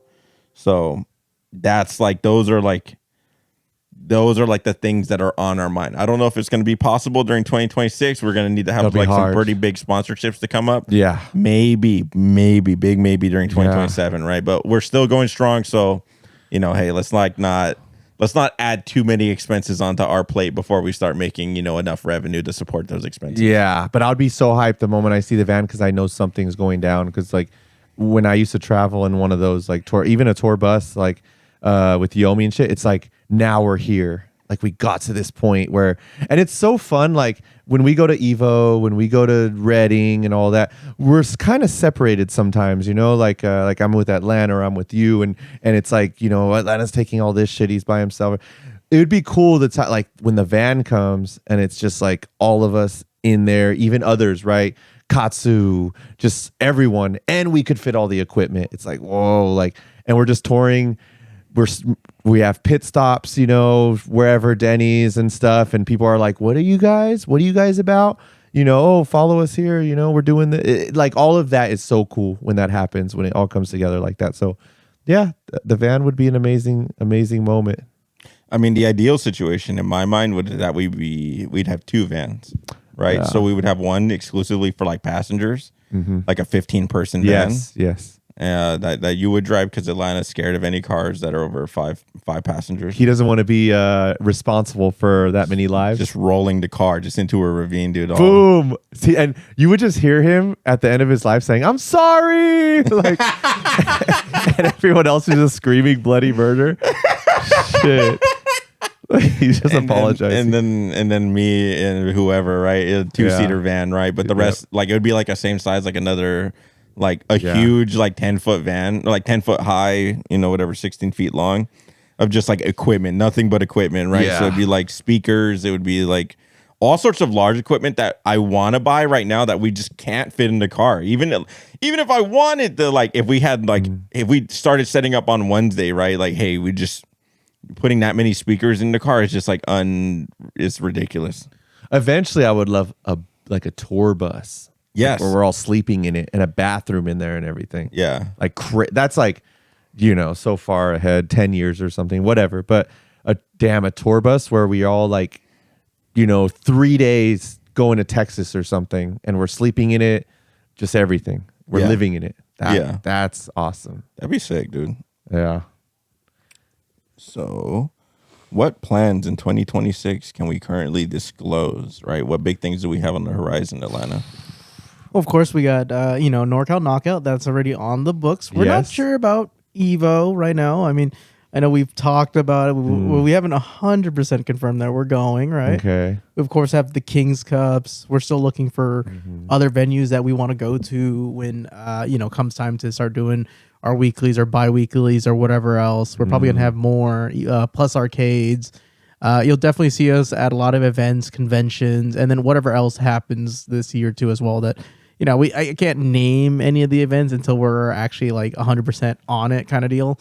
But you might see us a lot more locally or even outside of the city too as well. Yeah, I really enjoyed the weird ones. The ones that it's like we're expected with Reading and we're expected with King's Cup and a local, like it was Cartridge Cartel. But obviously the one I thought was a Renaissance, but it was the SonomaCon one. Like the ones that it's like, hey, come out 5 hours into this like kind of small city, but we have a little event going on and we want you guys to like help us out with just bringing people in, and they play video games. So I like those. Those are interesting to me. So yeah, it was cool. 2025 was really cool with like big events, the events we usually do, right? The bi-weeklies and stuff, but then the random ones, we did a few random ones where it's like, where are we? Like, okay, I like this. This is cool.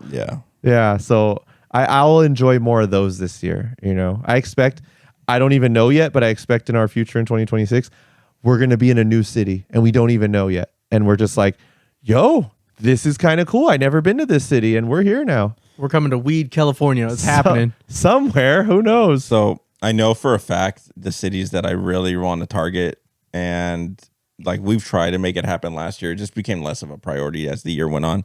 But the areas I really, really, really, really want to make a priority are, number one is I want to be back in Oakland, right? Like in some way, shape, or form. I want to be back in Oakland. Okay. Number two is I know it's going to be a lot, right? But I really want to be in 2 other cities. I want to be in Sacramento and I want to be in Fresno. Sac would be Fresno. Yes. Sac. I really want to, because Reading, they really popped off at Reading Sac. And I went to Sac a couple weeks ago, and yeah, they're always down. So yeah, it would be great to do Sac for sure. Yeah. And then we still have a couple other venues that we like are looking into. I want to be back in Santa Rosa. We would definitely want to do what do you call it? Santa Rosa Rumble. Yep. We want to do Salinas. Salinas, we might take a little bit more, like we might be more hands-on with Salinas, just in terms of like production and stuff like that, right? Oh, okay. I really like that, but like, yeah, we have so much technology at our hands where it's like, let's just try to do something like with the Roadcaster video right here, or let's just do whatever. But I wanna get that thing up this like speed. I want to really like like how we've had a lot of success with Santa Rosa with doing that. Let's just do the same thing with Salinas. Yeah, just other places. We need to have a local again back here in the South Bay. I don't know if we're necessarily going to do like a full-fledged, like, hey, like something that we had like at Cartridge Cartel or at Retrofix 2, because unfortunately, as Atlanta mentioned earlier, both of those venues are going away. Retrofix 2 at the end of this month, at the end of January 2026. And John's already gone at Cartridge Cartel, right? So it's like, I want to have something else here in the South Bay. We don't have anything in the South Bay, even though all three of us are from the east side of San Jose. Yes. So those are areas I want to be in. I really want to be, if not in Oakland, then I maybe want to be like Pleasanton, Concord, San Ramon, like maybe something right there, because that also seems like an area where it might have something going. Maybe if we do it like not even like once a month, it might even be like once a quarter or something. Yeah. But I like, while Atlanta's gone, something I'm really going to focus on besides like going to these other events and like blogging is I really want to go try to find like other venues, or I'm like, wow, this is great. Like, let's run more locals right in like the Bay Area, and then let's try to expand even further. Even talking with like some other business owners, right? Like in the what do they call it? It's on the way to Reading, but it's on the coast. There's like a restaurant, Montecito. Montecito in that area. I was talking to a business owner out there where he's starting to run events, and I'm just like, yeah, dude, if you ever need help, let us know, and maybe we might make something happen there. I have ties to like family, like in like even past Fresno, like Porterville and such. We'll see what's going on in Bakersfield, making contacts with people in Reno, making contacts with people in Washington. Maybe something might happen in Spokane in the future. You never know. Wow. Just literally, like, there's so many things on the bubble, not including any of the stuff that Atlanta brought up, where it's like, hey, we can't really talk about this quite yet. Everything I said is just really like, I don't want to say it's a hypothetical, but it's something where it's like, no, if we give it a little bit of a push, we can make something happen, right? Yes. Whether it be like Vallejo, Oakland, whatever, right? I those are areas that are in my mind where I'm like, we need to target these areas. 100%. Those are like my plans. I like that. All right. Atlanta, you want to read the next one? Okay, the next one. Wow, we talked about this a little bit, but give us a time when you were all in a disagreement with each other or wanted to kill each other, and how did you come over that? From my side, I never overcame that. I still have an urge to murder both these two. God Maybe damn it. someday in the future. 2026 it's a very long year. I also have 2027, depending on how long they live past the first incident. Mm-hmm. But no, jokes aside, yeah. I think the last time we kind of went at it was actually at Evo, going back to when Aaron walked in and said, the hell's going on? I've never seen you guys like this. This is very intense. And I'm like, well, just join us, take off your shirt. It's going to be fine.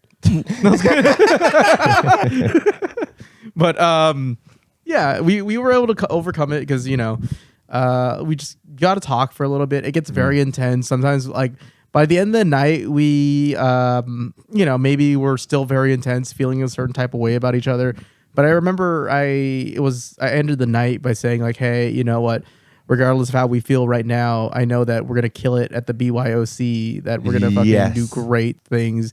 Yes. And it's going to come together. It's going to be super magical. And that's literally what happened. And it was honestly way better than I could have expected, because I think at the end of the day, I think we're all very passionate about what we do. And sometimes that passion may get a little intense. But at the end of the day, I couldn't see myself working with really anyone else besides you guys, really. And, whoever else comes along and wants to join us on this journey, right? Like, Yeah. It's been one hell of an honor.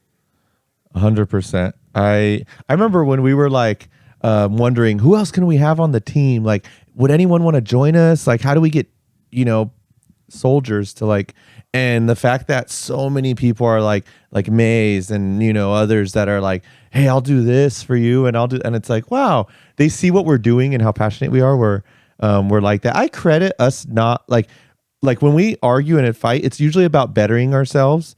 And it's like, we need to do this better or this, and it could get intense, but it's not petty fights. It's not fights about stuff we can't fix or something. We usually fix it, which is great. And I think I credit us getting over it, or not getting completely like, breaking up over it, because there's three of us. I think like when two of us get in an argument or something, there's always the third guy regulate, and it keeps us together, because I've been partnered with like only one other person, and then it's like we're just in a disagreement and never fixed it. But I think with us three, we all listen to reason. I think that's a good way to put it. Like, I think we're all willing to listen to reason. Like, okay, I feel this way or I think this way, but let's hear what he has to say. Okay, that could make me better, I guess. Something like that. Yeah. We may not agree with whatever critiques come with us, like right then and there, but like sometimes, and I'll be honest, like I may not receive criticism well the first time I hear it, but I'll go wander off, get lost for a little bit, sleep on it, and I'll be like, you know what? That asshole is right. Yeah. Yeah. Yeah, I like it.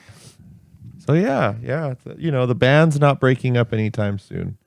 Yeah, I could never. I don't know. It's like to your point, right? Like I don't want to say like I don't trust anybody else, right? But I'm just like, nah, I know like exactly what we're like working with like here.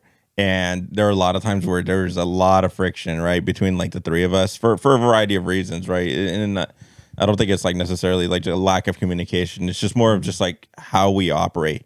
And because we're such a diverse group, there are going to be times where we're just like, I don't like how you did that, or you fucking, why did you do that? Like, why do you not think about this, right?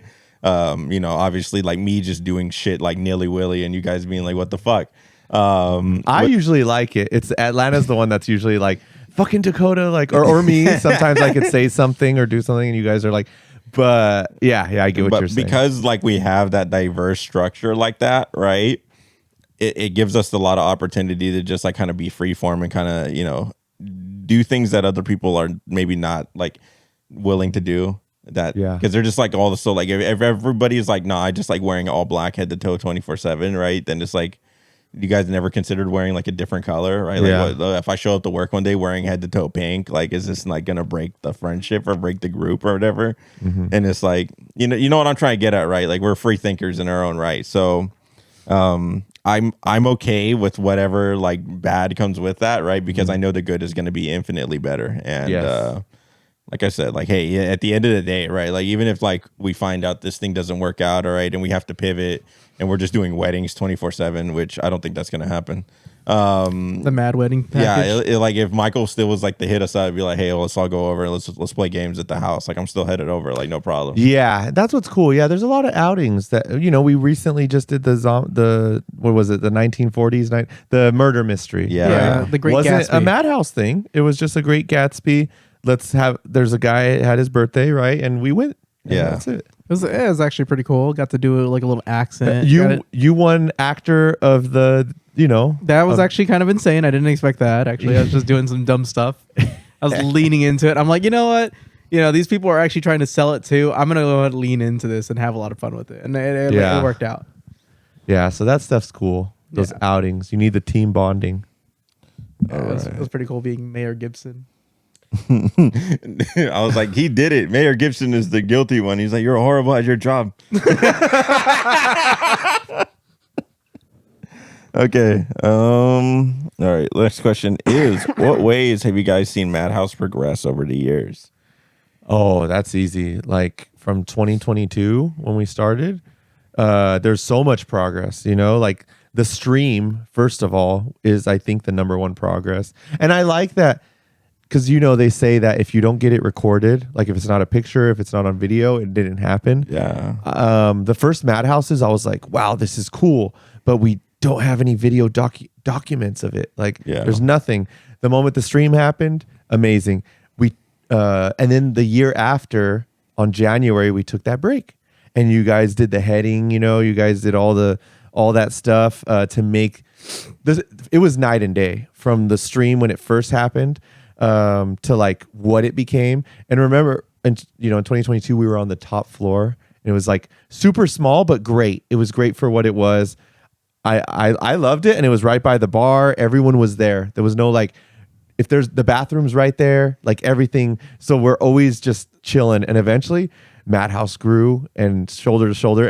And it was cool seeing like we kept looking down because if people don't know, we were at a band hall and we were in the top floor first, which is smaller than the bottom floor. And you have a window to see the bottom floor, and we're looking how much bigger that is, and we would always look down at that and be like, one day we're going to be there. Like that's how big we're going to be.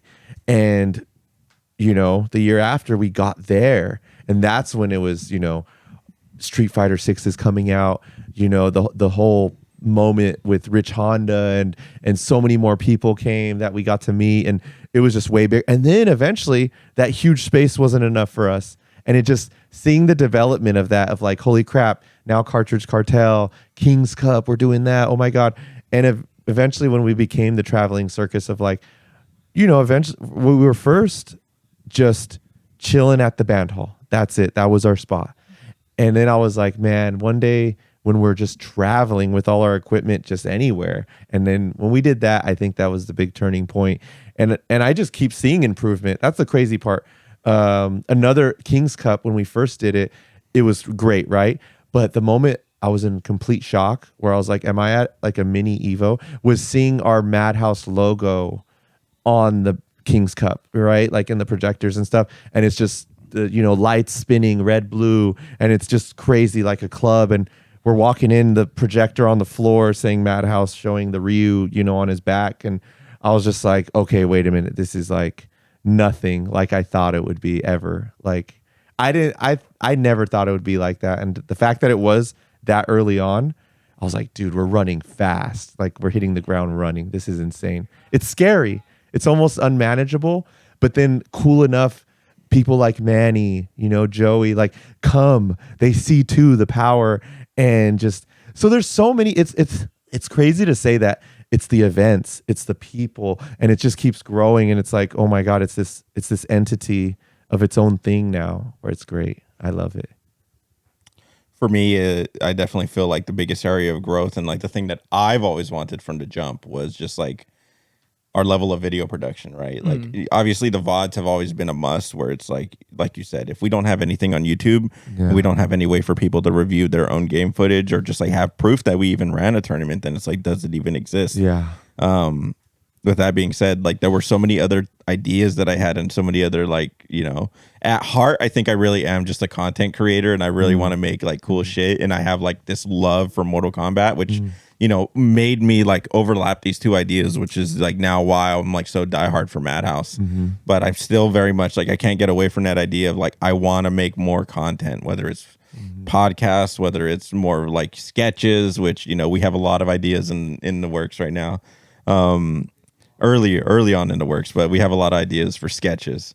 I just want to make a lot more cool stuff, right? I want to make people laugh, and I want to show people a good time. With video content where you can share it with your friends and family, right? That's like I don't want to say that's the ultimate goal. I use that phrase a lot, right? That's something I really want to make happen. And over since the beginning, right? Just like handing random people the camera and be like, go record something.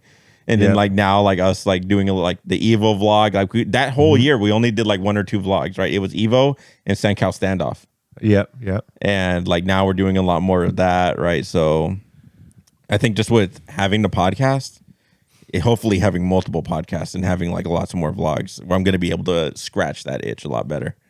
And maybe even working with Nico in the future, doing a lot more sketches with him, or maybe doing like a full-blown production. Yeah, he loves that stuff, man. That's a person I would love to bring into the fold if he'd be willing to like work with us on a bunch of more stuff. Because he asks us always like the real questions. I really do appreciate him, but maybe we'll talk about that later. Yeah. Nico, shouts to Nico, man. Always the homie inspired MADHouse to be what it is, like with Sharkade. I did tell him that actually, and he's like, no, you're doing it bigger. I'm like, dude, honestly, like it's all about the people who came before you. Never forget them, because they're the ones who built it for you. It's kind of like, those people were dressing up in cosplay back in the 80s. You think they had it easy? Hell no. It's insane to think about that. Yeah. Going back to the whole like differentiating again, like the mindsets, this is like one of those areas where you can't forget those who came before us. And in my mind, I'm like, fuck those motherfuckers, dude. I'm the new fucking goodness, dude. Everybody else, dude, I'm about to show them how it's supposed to be done, dude. I'm the flavor of the month. Yeah. Like, I understand, like, there were a lot of things that held, like, a lot of people back from, like, being whatever. That's like looking at, like, all the old, like, golfers back in the day, like Jack Nicklaus, and being like, you fucking suck, dude. You're the reason why golf didn't fucking blow up, right? Well, was Jack Nicklaus any less good than Tiger Woods? It's like probably fucking not, right? Like, granted, athletes get better and better over years, but it's just more of like that mindset of just like, no, you gotta have it in you. You gotta be that. No, I'm gonna be the thing that changes everything, dude. I'm gonna put everything over the top. I can't get away from that confidence, right? I don't think it's necessarily cockiness or like being conceited, right? Because you got to know your worth and you got to know your skill level. But I'm just like, no, I can fucking do it, dude. We can take this thing to the next level. Yeah, I believe for sure. Oh man. All right. So the question, how can anyone donate or help MADHouse in terms of financially or physically? So I actually wanted to talk about that donation part, actually, because I thought, you spoke about it, how like you don't like handouts, but also it's one of those things where I think people do want to kind of like reward us for the stuff we've done. I guess maybe it's possible that we could open it up in the future, but I still feel the same way you do. But I understand why people would want to pretty much give us like financial means to kind of push us forward. And I see that as a way of like them just pretty much just trying to feed the machine for us to push like everything forward even further than what we've already done.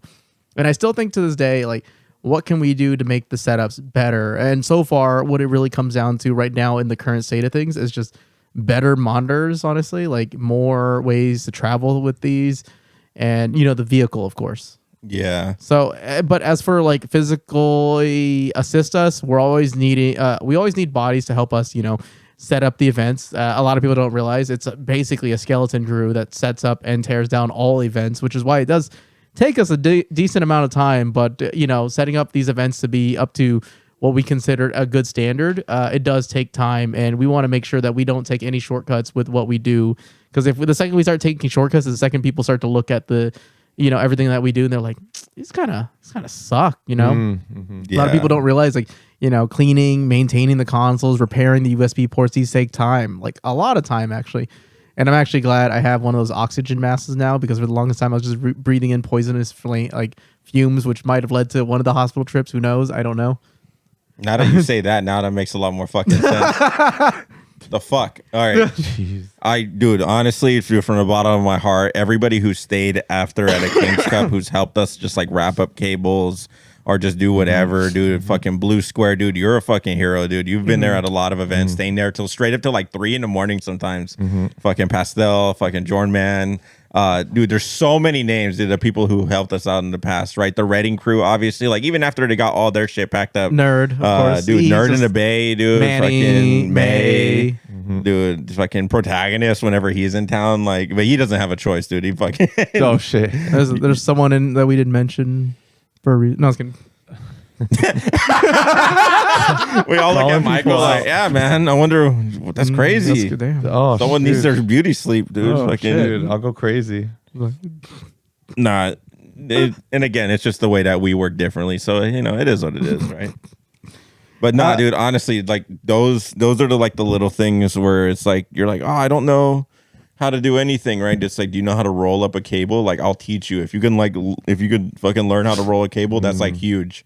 Yeah, actually, the thing is, we are willing to show people if they're willing to learn. But I also understand that, like, cleaning up the event at 1 a.m., we're all mentally kind of spent. So it's hard for people to, like, 100% focus on doing this kind of stuff.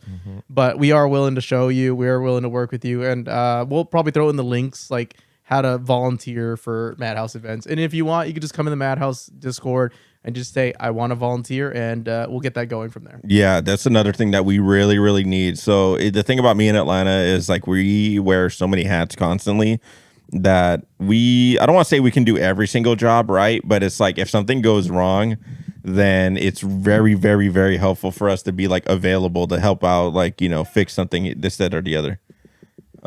With that in mind, I was like, who's fucking yelling over there? With that in mind, yeah, we need TOs, dude. We need TOs. We need people who, want to run the stream. That might be a little bit more intensive, so we might be more selective with that. But we need people who want to run a bracket. We need people who want to help check people in. So even if you just like for the first hour or two, you just want to sit up the front and greet everybody. That's a great way to make friends, and it's a great way to be social. I know I forced a bunch of unsocial people into that situation in the past, and it's worked out amazingly for them. Yeah, no joke though. But actually maintaining those points, being a TO, you get to know the community, and they'll actually like dab you out in public. It's like, hey man, good job running that bracket. And if they don't dab you up, you probably messed up the bracket. I'm joking. But I was like, who? I was like, you're fucking talking to me. I was like, Michael's never run a fucking bracket before. No, I'm not a bracket runner. No, honestly, it can be quite daunting, specifically at King's Cup. But we wouldn't throw you into like the deep end of the pool for King's Cup. We'd probably throw you in the third or fourth game, which typically has less than 20 people, and a 20-person bracket, not too difficult to run.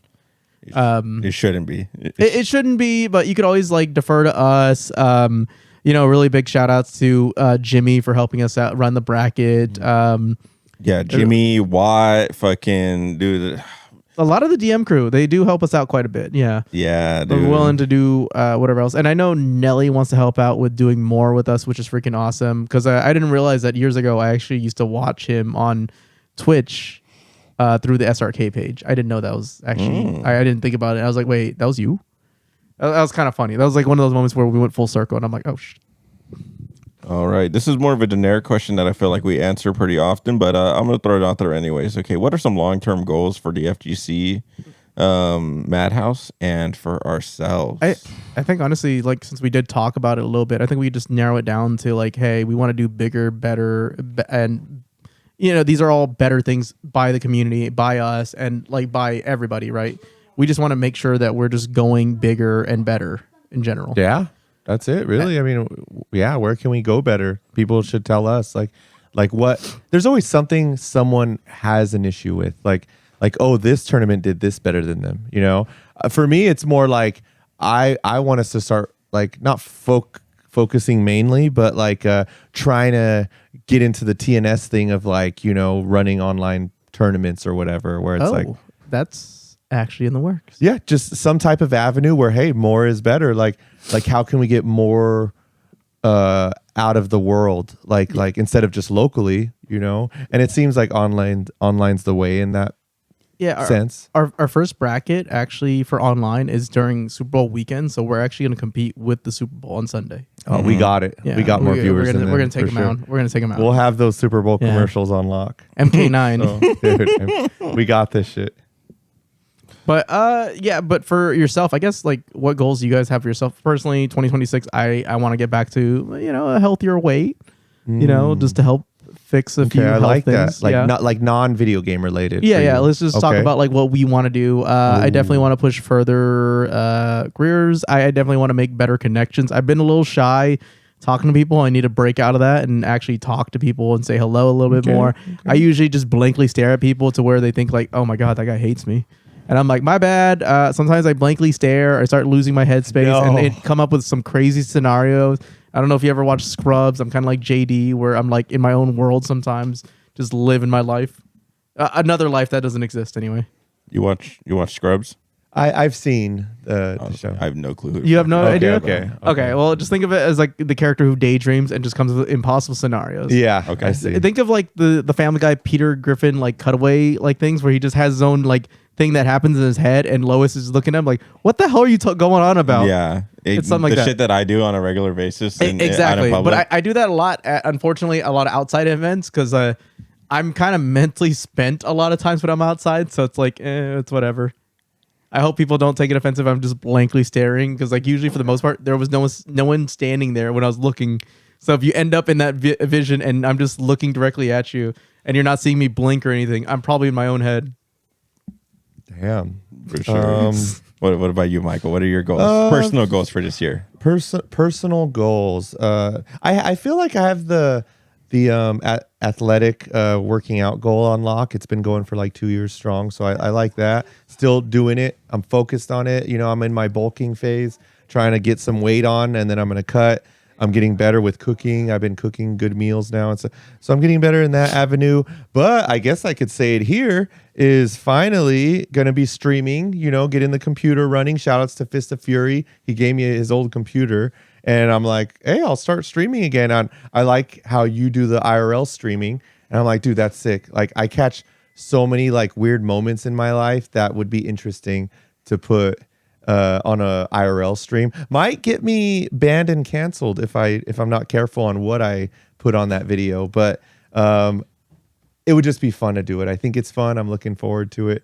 I think that could be the main focus this year is like, hey, new games are coming out, Invincible versus, I'm interested in that.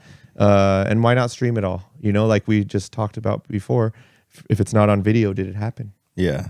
So basically, Atlanta, what I'm hearing is we had a good run, dude. It's over. Yeah. Okay. Well, Oh, no. it was We had a cool. Shout outs to the homies. We'll probably see you around at Safeway. It's like on Michelangelo's stream, this is what happened, and now everyone's canceled. We're gonna be on MADHouse, button check in the worst way possible. Yeah. Looking forward to it. So I know for my own personal goals, I didn't plan on this, right? I always joke that my New Year's resolution every year is to eat more cookie dough than I did the year prior, and I always fail to eat any cookie dough. So I'm just like, I fucked up. I gotta eat more cookie dough. I gotta catch up. Yeah. Outside of just like whatever's in like those cookie dough milkshakes or whatever, it doesn't matter. But yeah, so something I already started was like streaming every day for 2026. I tried doing that in 2025 and I only got 60 days in.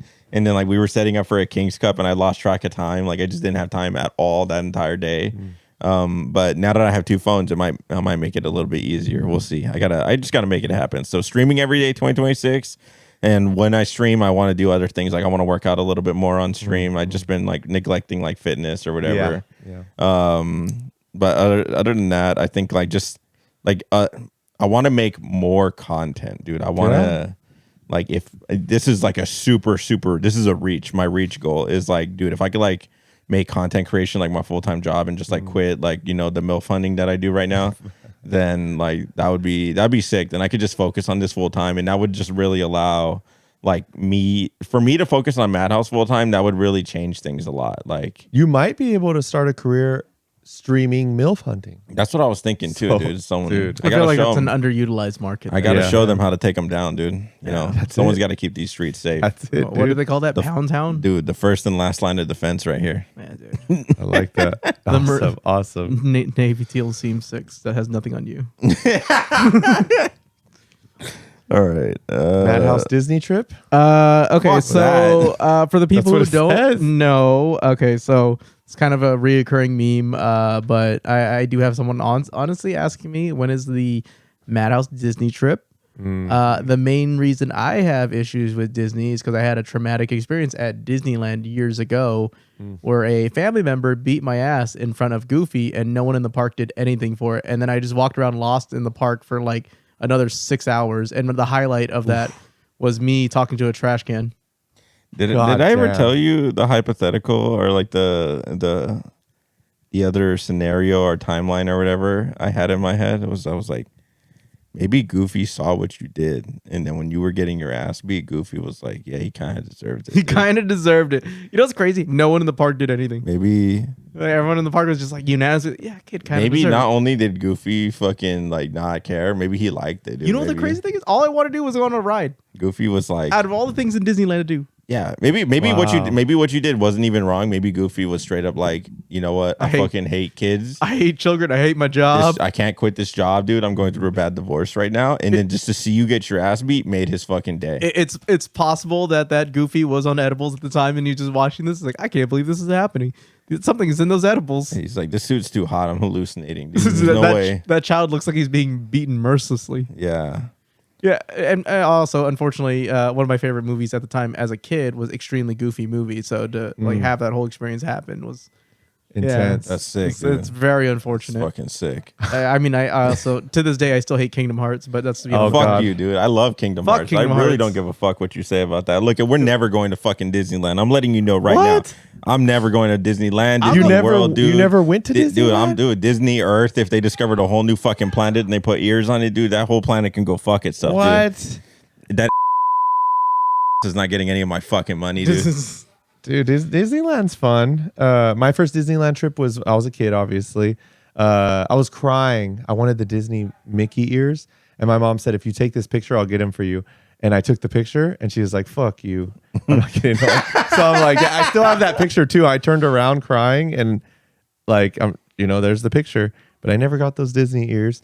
I actually cried the second time I went to Disneyland. I was a 23-year-old adult. And I cried because It was my first major win at a tournament for Mortal Kombat 9, 2011. And it's in LA. What do I do next? I'm going to Disneyland. I go with my uncle, my aunt, they had their daughter and she was little. So let's all go. And there's one, it's not even a ride. There's one attraction there that's amazing. I think it's called World of Color. It's a water show like they do in Vegas, but they use projectors to project cartoon characters onto the water. And it's a whole nighttime thing. It's a nighttime show. And coming off of that victory that day, and it's nighttime, and I'm watching all the cartoons I watched as a kid. They're playing music and stuff. And dude, I just started tearing up. Like my life flashed before my eyes. Like, dude, your 10-year-old self is like looking at you right now, and he's so proud of you. And it was just a proud moment. So I'm like, every time I go to Disneyland, I cry for something. It doesn't even matter, but yeah, it is what it is. I would love us. The only way I would want us to go is if we're there anyways for like we did something, right? Risk or whatever. And we're like, it was a great one. And we're like, yes. And we're like, hey, tomorrow night, let's go to Disneyland to celebrate or something, let's stay one more day here. That's kind of one of the issues that we probably will never have that scenario occur, mostly because like we have all that equipment. We can't, unless we load it into the hotel and just block the door from housekeeping. Housekeeping's gonna come in. They're like, "What the hell is this?" There's like 30 monitors on the bed. So even if we had a room for an extra night, and we put you wouldn't trust putting the monitors like in the room. Oh no! If we could lock up that room, yeah, it'd be. If fine. we could lock it up, why not? And dude, if there's enough people that will enjoy Disney, like if May goes and like a bunch of people like Cherie's there, like and just enough that are like, let's do it. And we get Dakota where he's like, no. And then we finally talk him into it. And he's like, well, okay, fine. If Dakota doesn't go, there's a decent chance he'll just be in that room sleeping. And I think he'd be okay with that too. We just bring him a funnel cake and he'd be like, this is great. Yeah, this is Disney. Just a bunch of dude all day while you guys are over here fucking right? Half eating the monitors funnel are cake. Gone afterwards. It's like, well, I didn't have money. Another interesting. I had the barter. Another 20, hopefully 2026, 2027 in the future. One day you drink or something. Because if people don't know, you've never done any substance abuse. You've never, drank nothing. And people are all shocked. You do drink energy drinks, but that's it. I now take everything for the crew. So if someone hands them like anything, I'll be like, I'll take that. Yeah, butt plug and all. Oh my goodness. Is it laced? What you said. Yeah, so it's official as of today. Today is what's the day? Today's fucking January. I was about to say it's July. Today is January 4th. Yes. The time is currently, I don't even know what it says. It's supposed to say up there 8:38 p.m. Right. We have clinched the number one overall, the number one pick in the next draft. The last time we had the number one pick was when we selected Jamarcus Russell. Okay. Who was literally maybe considered the biggest bust in all of NFL. Worthless football player. It is what it is. With that being said, I don't know if the Raiders win a Super Bowl. I will be drinking, right? So we'll see where that goes. The only way Dakota drinks, the Raiders have to win the Super Bowl. Originally, I was a bigger A's fan than a Raiders fan. Okay. So it was all about the A's, right? Yeah, but I've completely given up on the A's and just like baseball in general. I'll watch a game, but I fucking... You're more in love with NFL. Yeah. There was a team I really like. I like the Blue Jays, but like because they were in the World Series, I was like, no, if I'm going to become a fan of them, I'll put it off for another 2 years. Yeah. Okay. We'll see. The Raiders have to win the Super Bowl. A lot of people are listening right now, like Nick Tavares and stuff, where they're like, God, so he's not going to drink for years and years. You never know, dude. Fucking look at the Jaguars are in like the fucking playoffs, and everybody was like, it could happen. Everybody was like, bro, dude, why the fuck are they paying Trevor Lawrence, dude, when he hasn't won shit in his entire life, dude? It's like, for all you know, if they win the Super Bowl this year, then that contract they just paid him, they just got to fucking steal. Mm-hmm. It doesn't matter. This is all football talk. None of this shit matters to you guys. It doesn't fucking... Damn, I could imagine this house if the Raiders do win the Super Bowl at some year. Just gone. And everyone's screaming in their face. And the moment like your whole family's around a table and there's a shot glass and we're like hyping you up to do it. We're like, look, and we're giving you like techniques like, look, hold your breath. Like, don't, just swallow in one go. It's not going to be that great, but hey, you're going to do it. And, and you're just there like sweating. It's going to be awesome. I can't wait. I can't wait for that. I think we're a couple years away, but hey, if it happens, it happens. Yeah. I would immediately drive over here if the Raiders were in the Super Bowl. Dude, if the I'd Raiders have are to in be the here. Super Bowl, dude, you guys are gonna fucking know. Yeah. Yeah, Oh. I would bring 2 bottles Oh. of the good stuff, and we wouldn't even drink it until it happens. All right. How have your priorities changed over the years? Honest, I'm gonna say our priorities are pretty fluid, mostly because it just comes down to what's the current problem, right? Because we do have a piggy bank that we're throwing like money into to save up for the car, but sometimes we have to dig into the piggy bank to buy something to fix for a different event or replace a certain event or whatever else, right? Like, we recently just built a new streaming computer that probably could have gotten us a down payment on a car. Absolutely. Yeah. And then, the new equipment that we do get to improve things. And these are like minor things that people may or may not notice where like audio quality goes up, production quality goes up. Players look suddenly much more handsome than they usually are, right? It's like, it's the things that we put a lot of focus into to like basically make things significantly better. Mm-hmm. And it happens. So like in terms of just priority, I would say prior I was always focused on trying to make the tournament setups the best possible. And I think right now in the current state of things, I think they are at a certain level where I'm proud to say these are our tournament setups, like as compared to like year one where I was afraid to tell people I'm like, these are our tournament setups. I'm like, there's like 5 different models of monitors here. Like, this is ridiculous. There's no standard here. Yeah. It's like that one's a PS4 and that one's a PS5. It's like, you got to do what you got to do. Yeah. But now we shifted over to production. At least that's what I believe that we shifted priorities, at least in my eyes, to. And now we're shifting priorities over to, because I think we reached a decent point in production. Of course, stream is always going to get improved. Now it's content creation. Yeah, that's in my mind. Considering how like you've now taken over a lot of like the stream stuff, and you're going to be the one maintaining like the overlays and a lot of the equipment and a lot of that stuff. That pretty much allows me to focus almost entirely on content production, right? So I mean, now that I have all this extra bandwidth, let's just make it happen, dude. Like I get how like I get the undertaking that is keeping all the consoles updated. In a lot of cases, right, if it's not like there's no like update, you get to be a little bit more stagnant, or you get to be a little bit more passive on things, right? And that's where like the kind of the stream updates come in. But yeah, dude, I didn't think like I would need to be completely focused on content production to really be able to ramp up to the level that we're going to do. And I'm really seeing it, but I think it's possible, man. Like, especially now that we have a couple more people on the team. If you guys want to edit for MADHouse, that's another good thing too.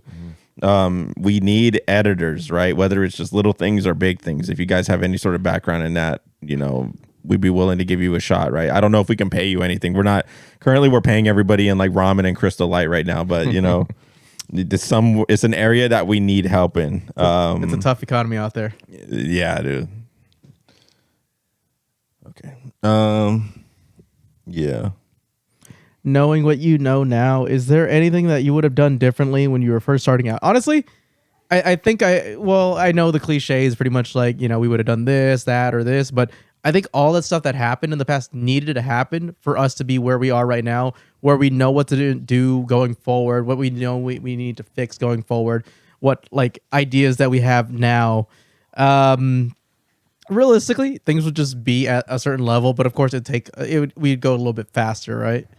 I think like improving certain things, aspects we would know how to streamline a lot of those processes. Yeah. Reading that question, I was kind of like, that's kind of like a hard question because like you said, like we needed to experience that stuff. If we're saying, oh, what we know now and not do that and do it differently if we went back, then maybe we would be worse just because we wouldn't get to experience those downfalls to be like, we need to do this like instead. So it's good we did it.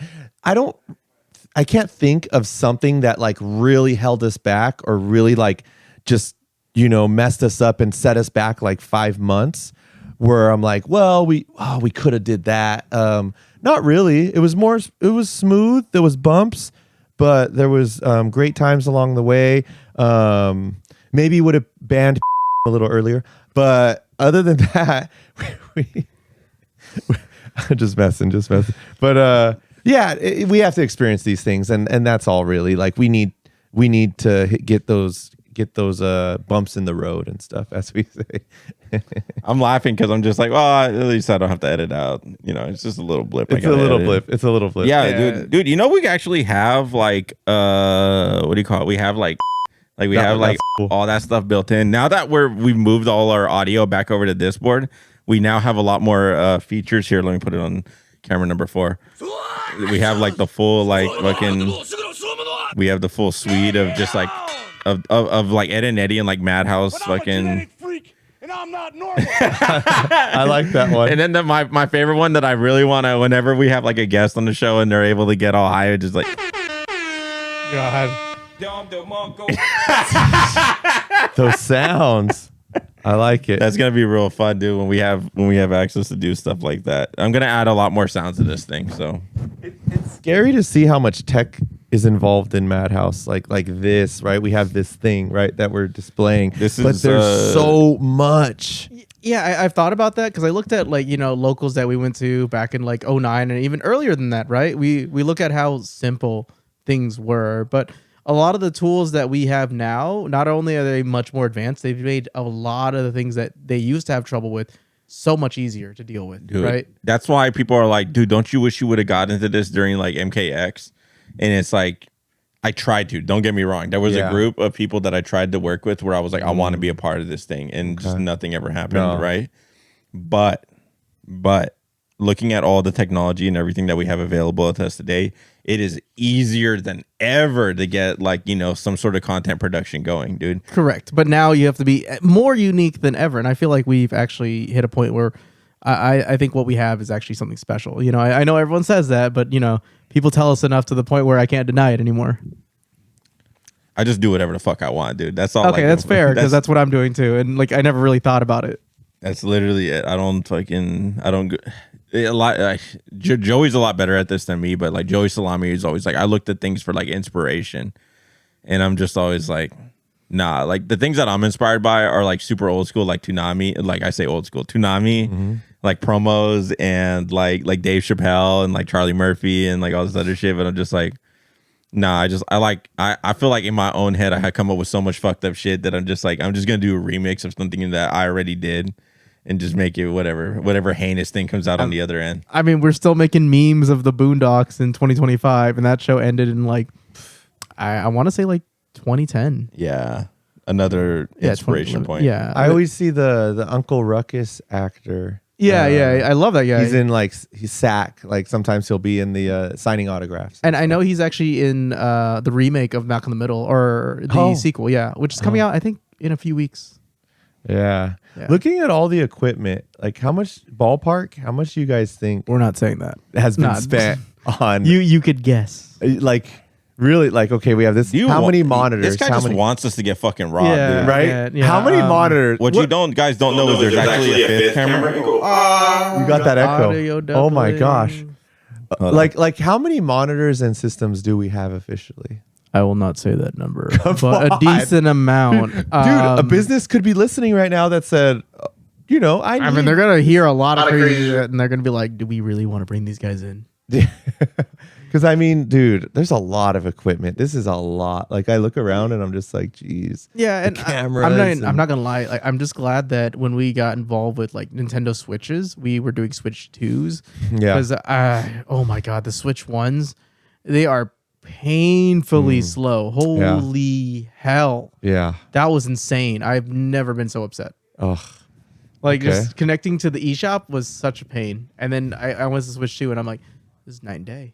Damn, It's ridiculous. You know when Switch 2, the next Smash Brothers is announced and happening, that's going to be huge. Well, that's kind of the thing, is that you think they're just going to keep remastering, Ultimate, or adding more things to Ultimate maybe?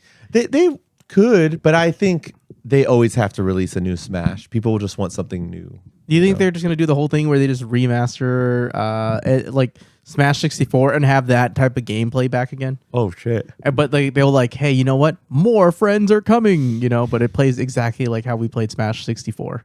I would like if when Smash comes out, they actually like the whole melee style, L canceling, those glitches and stuff. Where Oh, it's that's never fast. coming back. Yeah, it's never coming the back. creator doesn't like it, which is sad. But Well, I don't think he doesn't like it. I think it's more of the fact that he always believes in like never doing the same thing over and over, or like he didn't even do it. That was an accident. Like all that stuff, like wave dashing and stuff, that he didn't intend for that. That's true. That's true. Yeah, I mean, there's a lot of mechanics that were unintentional, right? You talk about like CVS2. A lot of games Roll had a lot. canceling. Yeah, exactly. There was a lot of mechanics where we're just like, this is not what they intended, but Dude, we're here. If you think about it, combos weren't intended in Street Fighter 2. The first that in that game, it was a glitch. Doing a normal move into a special move was a glitch. And thank God the creator said, let's keep that in. Yeah, I was gonna say bring that up where they had a conversation like, do we remove this? And I'm like thinking about it, like, how different would the world be if they outright remove that? Like, Yeah. there's no combos. Yeah, it's so important. 2-in-1s are the most important thing in fighting games. For those that don't know what a 2-in-1 is when you do a normal into a special move and it cancels into the special move. Mortal Kombat has it, King of Fighters, all the games. Not 3D as much, Tekken, they don't have that stuff. But dude, the fact that one glitch and the creators were like, let's keep that. Imagine if they did it, it would be just all one-hit stuff. Oh, normal move and then special, not comboing. Like, you know, that would be so much different and weird. It Like even like a game like Sam Show has like, you know, has that, right? Like where I'm just thinking like what's like the most like, you know, hey, like neutral base, like poke heavy game possible. That would actually be like Sam Show or Yeah. Footsies if you want to really get into it. Yeah, there's a few. Yeah. There's a few Dive of them. kick technically would be all Dive neutral. kick. Yeah, until they start adding all the crazy characters. Like Yeah. Bailey's head getting bigger and bigger, which is, I don't know why they added it as a mechanic, but that's pretty funny. Yeah. Yeah. What'd they call him in that game? Oh, They gave him a different name, right? yeah, something like that. Yeah, but either way, we all knew it was Jabali. So what Alright. challenges did we have to overcome at the beginning of our journey? That's a question. Okay, so realistically, beginning of the journey, it was like, okay, where are we getting these consoles from? Where are big we getting the challenge. monitors? What games are we going to run? Yep. Because I remember at one point you were like, we need to run all the games. I'm like, Yeah. this is stupid. Like at one point I was running pinball and For Honor. Yeah. Yeah, you were also gonna do DNF duel, and Yeah. in my head I was like, I don't even know what the fuck that is, yo. Yeah. And the thing is, I'm like, I was looking at our crowd. I'm like, I don't think anyone here likes DNF duel. Yeah. And Little for the did most we part, know, dude. Nobody liked DNF duel, dude. there's like, a few people in the area that actually, they do fuck heavy with DNF duel. It's just they're nowhere near us. Dude, Ristic Noob was like the one who like, hey, you want to sit down and play DNF duel? He's like, yeah, Yeah. this is the character and this is whatever. And then I was like, how long you liked it? How long you played this game? He's like, I barely started yesterday. I was like, well, what do you think about it? He's like, I fucking hate it. He's like, Oh shit. And I was like, okay, Dude. why are we doing this, dude? Like, what game do you want to play? He's like, Guilty Gear. I was like, then why are we not doing that? Like, Yeah. And okay, so the one thing that DNF duel they did, which was cool, but I feel like they should have made like the characters a little bit more original, is that the characters were just the classes of what they had in the game, right? You could still make the characters the classes, but you should make it like an original character within that class. At least that's my belief in it, and maybe that's why it didn't resonate as much with the characters. But there's also the gameplay, the fact that it came from an IP that didn't really ask for a fighting game either. Yeah. Because a lot of people don't realize DNF Duel is also based off DNF Dungeon. Yeah. A lot yeah. of people didn't know that. And there's a huge game, there's a huge world. I don't know how many players are actually in it, but at the time, I think it was big enough to warrant the fighting game, right? Because for me personally, I have to resonate with the character to really like a game. Like your game could be like the worst thing ever, but if there's a character I like there, I'm like, I'm gonna play it. This is just how I operate now at this point. Like I just play whatever characters I like, right? Yeah. As long as I have fun with it. that's how like out of touch. I feel like I'm so out of fucking touch when like someone said that or like DNF is like actually a whole nother universe. And I was like, oh, okay, so they just wanted to make a fighting game. That's cool. And then I was just like, I thought that was like a one-off thing. I was like, well, why would they ever do that, right? And then I found out Grand Blue was like its whole other universe, and they have like a whole thing behind that. And I was like, what the fuck? Is this like a thing that people do? And Yeah. then 2XKO was like, Yeah. oh, they're trying to make. Everybody's trying to do this shit, Yeah. right? Like, Well, I still feel like fighting games is still that genre that's undermined, not undermined, I guess not tapped into as much as the other like genres of games, right? There's no like huge League of Legends like style of game where everyone like and their mother fills up this giant stadium for one game, right? I mean, we do have Evo, but it's not at the same scale of audience as League of Legends or even StarCraft for that matter too as well. Like where you watch those and like that's huge. That arena is full and they're all here for that one game. They love that player right there. You know, like for me, I grew up watching StarCraft 1, Flash. Like, you know, like that guy's my hero. There's also Firebat a hero and all that stuff. But that's going a little bit more into it. But I still feel like there's a lot of untapped potential for fighting games where a lot of other games are trying to get involved in it too. And I feel like that's why we're having this push into fighting games from other companies as well. Because I think they see it too. Yeah. Because like Street Fighter, it's definitely filling a giant hole. It's definitely there. And I feel like it could definitely go up another few more levels. Like it's not 100% done yet.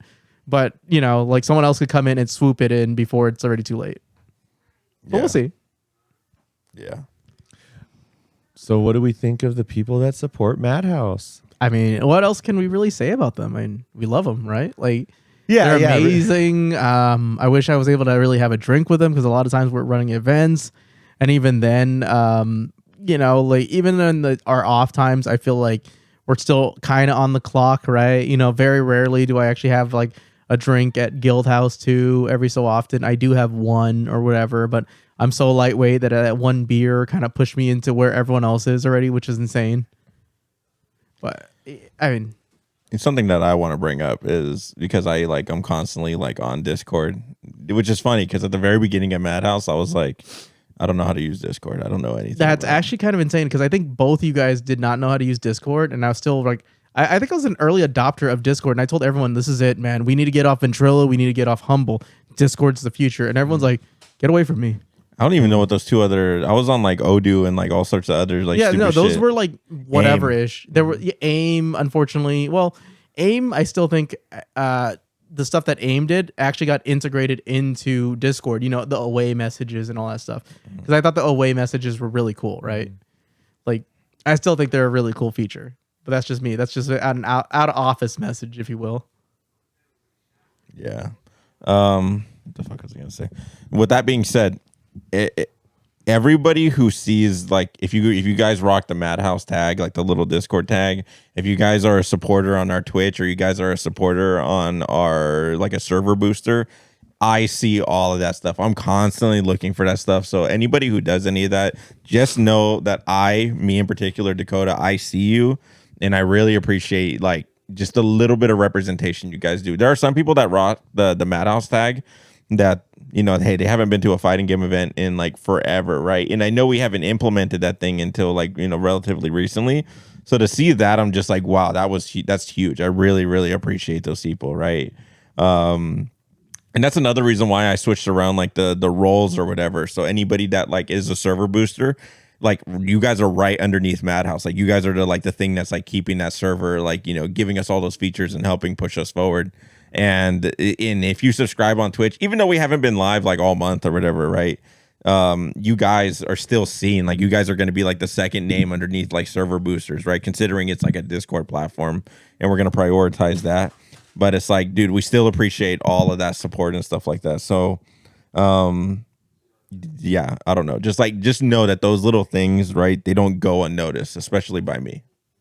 That's like, yeah. Yeah, it's really appreciated from like some of our first supporters, Rex, you know, just bringing food, and like Tony, RIP, right? I just seen a video yesterday. He recorded MADHouse when we were upstairs, and he's like, "Hey, this is MADHouse. If you guys want to come out and stuff." It's always cool to just see. And when I went to Guild House this past one, seeing like as you said, the dude wearing the freaking MADHouse, and it had the custom, right, just like. And I'm just like, wow, all the hats we're seeing now and stuff. And it's just like, wow, this is cool. We have a team now. It's just not us three and having to host and bring people in and watch them and make sure everyone's okay. And they're just there to play. It's like everyone's like, I feel protected in a sense by people, not just us, but like, wow, like people are willing to speak for us if someone tries to badmouth us or something. So yeah, I think it helps that people see the amount of effort that we put into our work. And we've been consistent with that over like the last, now it's coming up on 4 years in February. 4 years. What the hell? It started with just a phone call. Yeah. Just a phone call and what it is. And damn, 4 years went by that quick. Yeah. God damn. In 4 years, I'll be 41. Dang, that's crazy. You're old. Ouch. I mean, that's a lot of time for me to receive like more injuries. So yeah, that'd be great. Sick, dude. I can't wait to get stabbed for the 5th time. It'll be great to see our 10-year anniversary or something, you know? Yeah. Like, what the hell? Like, that's crazy. Where are we going to be at that time, you know?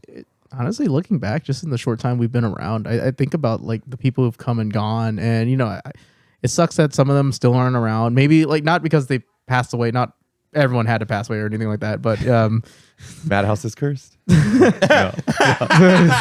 but just anyone who's really supported us, or like I still think about the Street Fighter 4 days with Dr. Seuss, Rich Honda, Puma Boy, all of them, right? Jangle Soul, like those are all like names and faces I still think about very like every so often. Like you guys made us who we are, and I greatly appreciate that, and I can't understate like how much all that support early on really meant to me, and how far we've come, because it definitely pushed us further in everything we've done and just made us work harder than we should have. You know who I think about often? Or everybody from the band hall.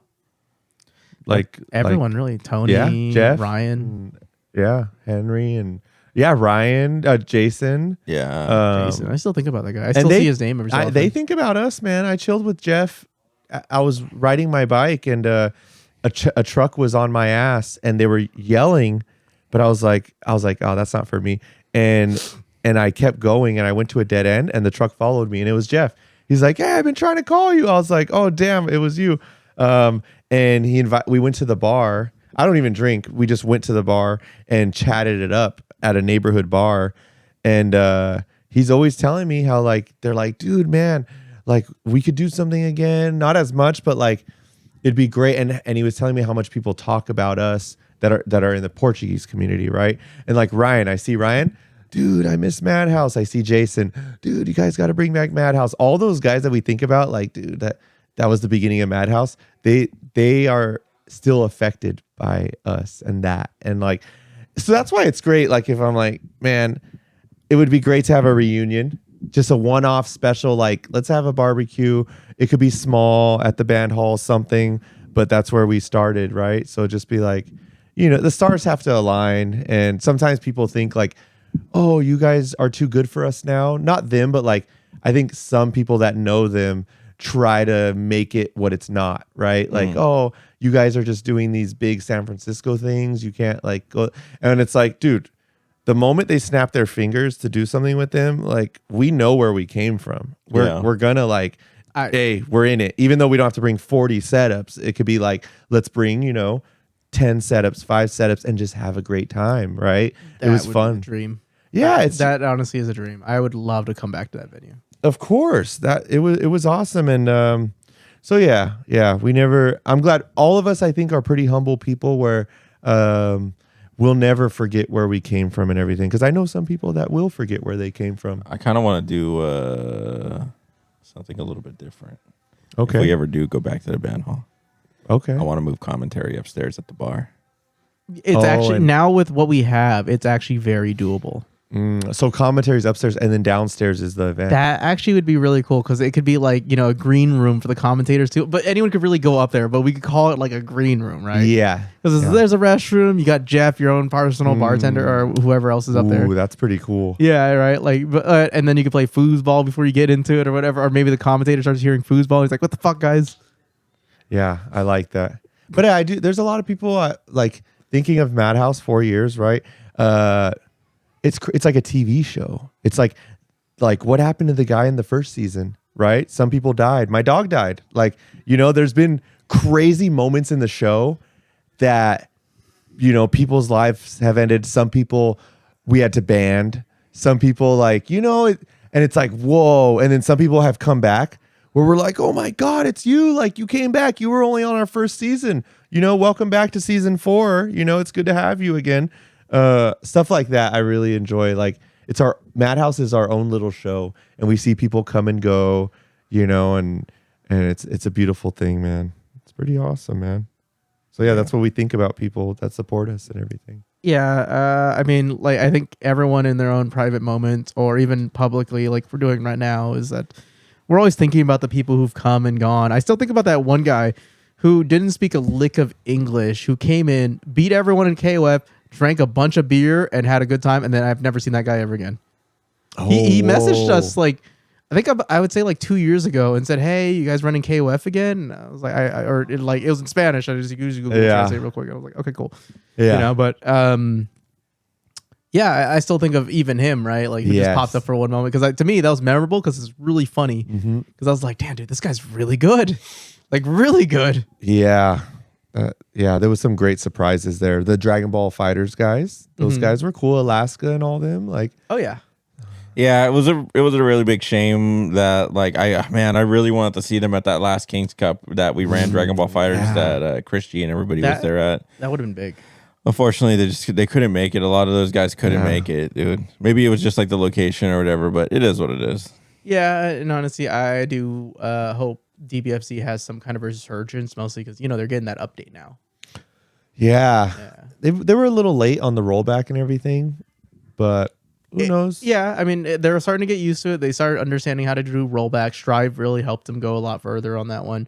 And I think from here on out, rollback is going to become the standard for fighting games because I think at this point, if you do not have rollback in your fighting games, it's dead. Because I remember years ago, people used to argue about why rollback is useless. And I was like, what? Like, get the hell out of here. You don't know anything about this. What are you doing? Like, like you've never played Third Strike Online Edition and then played just normal Street Fighter 4. It was like night and day. Like, you've never played Skullgirls on 360 and then went off to go play like Marvel 3 online. Like it's terrible. This is like how far we've come. So any technology that makes fighting games or any game better, I'm all for. Because before we used to have peer-to-peer, now we have dedicated servers, and that changed up all of the FPS world. Like think of like all the early FPSs you ever played where it's all peer-to-peer and it was miserable. Like Gears of War, host advantage. You get to Gears 3, dedicated servers. No longer did someone have like this god tier aim because they were hitting all their marks. Yeah. Like even Call of Duty Modern Warfare 1 had peer-to-peer. Yeah, I remember Street Fighter 4, how much I wanted it to be better in terms of the lag and stuff, you know, and finally rollback came out and it's like, damn, we got it, that's great. To be fair though, everyone was running on like DSL back then. DSL. Yeah, DSL, and you had Earthlink was a thing back then. I think some people even had high speed Net Zero, which was like a fourth of the speed of DSL at like the same price, and I always question why would you do this? Yeah. Crazy, man. Thank God for rollback now and everything, man. Kids don't have to suffer. Okay, and I guess we can move on to the last question unless anyone else has anything else to say, because I feel like we're just putting more icing on the cake, and this cake is filled with a ton of icing at this point. Yeah. Is it? Just I feel like we covered a lot of good things. No, yeah, I'm talking about like for like why what do we think of the people who support MADHouse? I mean, I feel like we have our own experiences with it, but we love each and every single one of them. Yeah. For our podcast, I'm happy with our podcast, where we're going with that. People are enjoying it more. I didn't know where our podcast was going until we went to Risk the first time. And I went to an arcade and there were SoCal people there saying, yo, the MADHouse podcast. And I was like, okay, so there is something here. Not just MADHouse tournaments like King's Cup and stuff. Like us doing a podcast, there is something. Like there is some listeners. People enjoy it a little bit, So I think that's great. For the podcast, I'd love to. I would love less regulation in terms of what we say, and like I would love more drama, like two people get in a fight here or something. Like we're literally no jumper, but for fighting games. For fighting games, yes. I just want something, Someone's girl being a porn star. I don't know, like something. Do you know anybody whose girl is a porn star? I don't think so. Oh, it's going to kind of be fucking difficult to make that happen. Yeah, like do we have to make this happen? Like hit up one of our single players, like, hey man, you want to date a porn star and then get into beef with somebody? Something.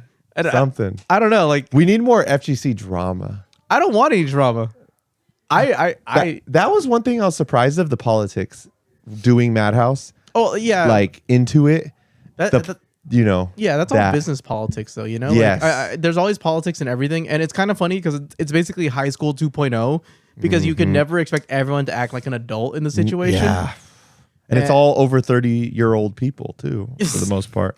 So you would think, but it's not. And so it is. I'm just like, fuck, man. I didn't know it would be like this, like jealousy, egos, and so much, behind the scenes that a lot of people know about. It's definitely gotten a lot better since at least when I first started up, because in the beginning, there was a lot of drama over the dumbest things ever. Like, how dare you pick the same character as me with the same color? Yeah, and they'd have beef matches over like who gets to use that color at the local. Yeah, and I'm like, this is kind of funny, but at the same time, this is unnecessary because you wanted a physical altercation to like crazy. Why? It's like, okay, this is stupid. Yeah. Now it's more about like, I mean, I don't realistically no. I try to stay out of the drama, to be honest. Like for the most part, I think I've done a decent job of staying out of a lot of the drama. Yeah. I think it's good we regulate each other on not what to say to people. I think at the end of the day, some people try to get us to bite on bait, and we're still just that train that's like, let's just keep doing the tournaments. Let's keep getting bigger, and we'll eventually just surpass them and be, what's the word? We'll be undeniable. Yeah, I mean, the great thing is you could always dodge questions by like listening to your local politician. Like I still think about how like to dodge a question. If someone asks you a difficult question, you just turn to them and go, "That's a great question." And it's questions that make America America. Next question. That's it. No, not a fan of that. Oh my God. That's a lot, yo. I got that from Mad TV. I was just like, God damn it, that's actually a really dumb good response. Someone was asking Kevin Hart like a shitload of inflammatory questions, and it was just showing like his response to them. And it was one of those things where it was just like, dude, his fucking media training is on point, dude. He's so fucking good at this. This is why they pay this motherfucker the big bucks. That was, I don't know. When you say Kevin Hart has good media training, and then I think of that one interview that he'd had with Don Cheadle. Damn. Yeah, it's like you see Don Cheadle hurt. Like that was clearly done on purpose. You think so? Like, 100%, dude. But Don Cheadle looked hell upset by that. I don't think Kevin Hart thought Don Cheadle was gonna be that upset about it. I mean, to be honest, I thought it was more of a damn, as in like, damn, dude, you look good for your age, right?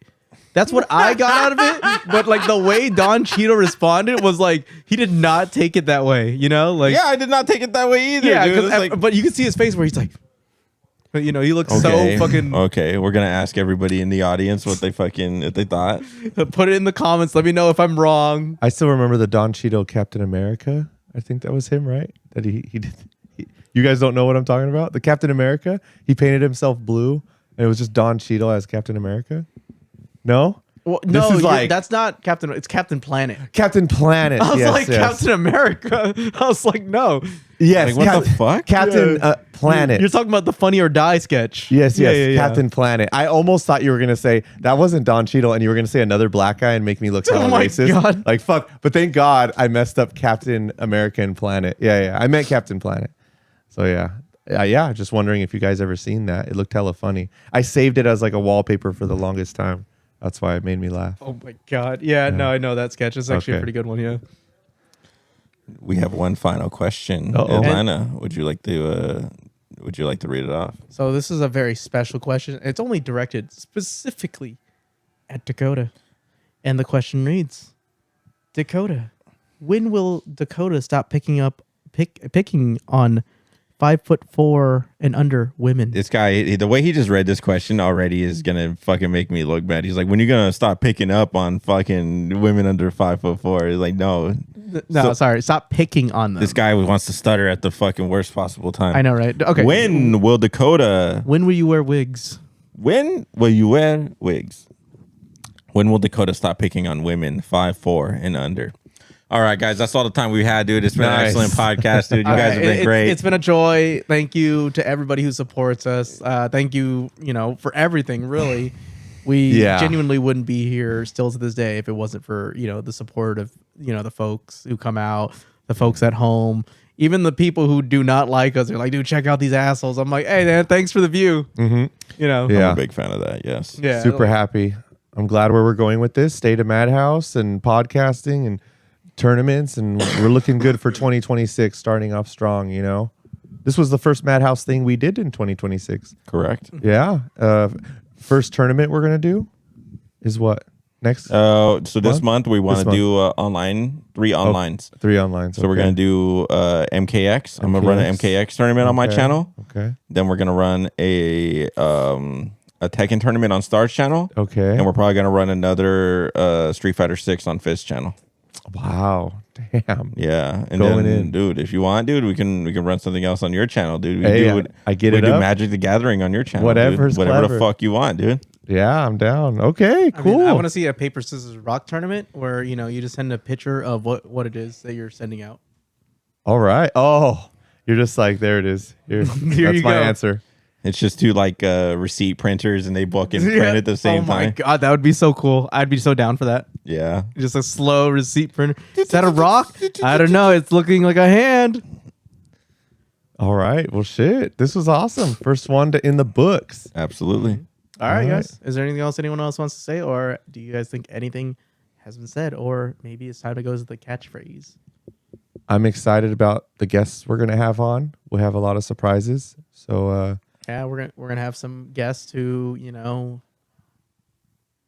I don't know what kind of guests do you want to have on here. I think there'll be some guests that are super that are interesting that people want to hear. I actually want to bring guests from other games, to be quite honest. Like, for me, I feel like we've done a lot of Street Fighters. I want to hear more from TO, production, other games like Tekken. Like, I do feel like Tekken players don't really get their piece to say very much at all. You know, I feel like, mind you, we're in like NorCal where Tekken has been strong for years, but they're not really heard about or listened to. And whenever I hear lore about Tekken, I think it's the funniest shit ever. Like, like how there's a video on YouTube where Bronson gets thrown into a pond by Jaha at Milpitas Golfland, and like a lot of people don't know the background lore of that stuff. And I would love for someone who was there to tell us about why that happened. Legitimately, when we were at Magitech the other day, I was like, dude, why don't we have Nandito on the podcast? I already asked him. You did? Yeah, he said he'd love He to be. told us, fuck no, dude. He's like, fuck you, motherfuckers.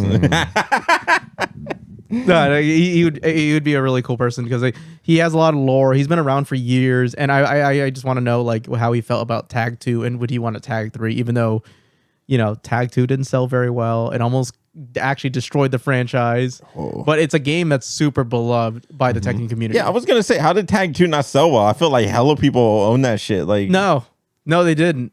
oh, Because I can tell you now, I bought the game to play with a friend who said they'd play with me, and they didn't play it. They never even opened their copy. was it you, Yeah, I was a Michael? little sad. I was like, hey, how do I learn how to play this game? And it turns out this game's hard as shit because I never played a Tekken before then. Or I played Tekken 6, but Tekken 6 I only played for the campaign, which, I got fucking electric to death by Kazuya. That was a fun time. For sure. All right. Well, hey everyone, that was awesome. Stay mad. Stay mad, everyone. Have a good night. Or have a good day or morning, whatever.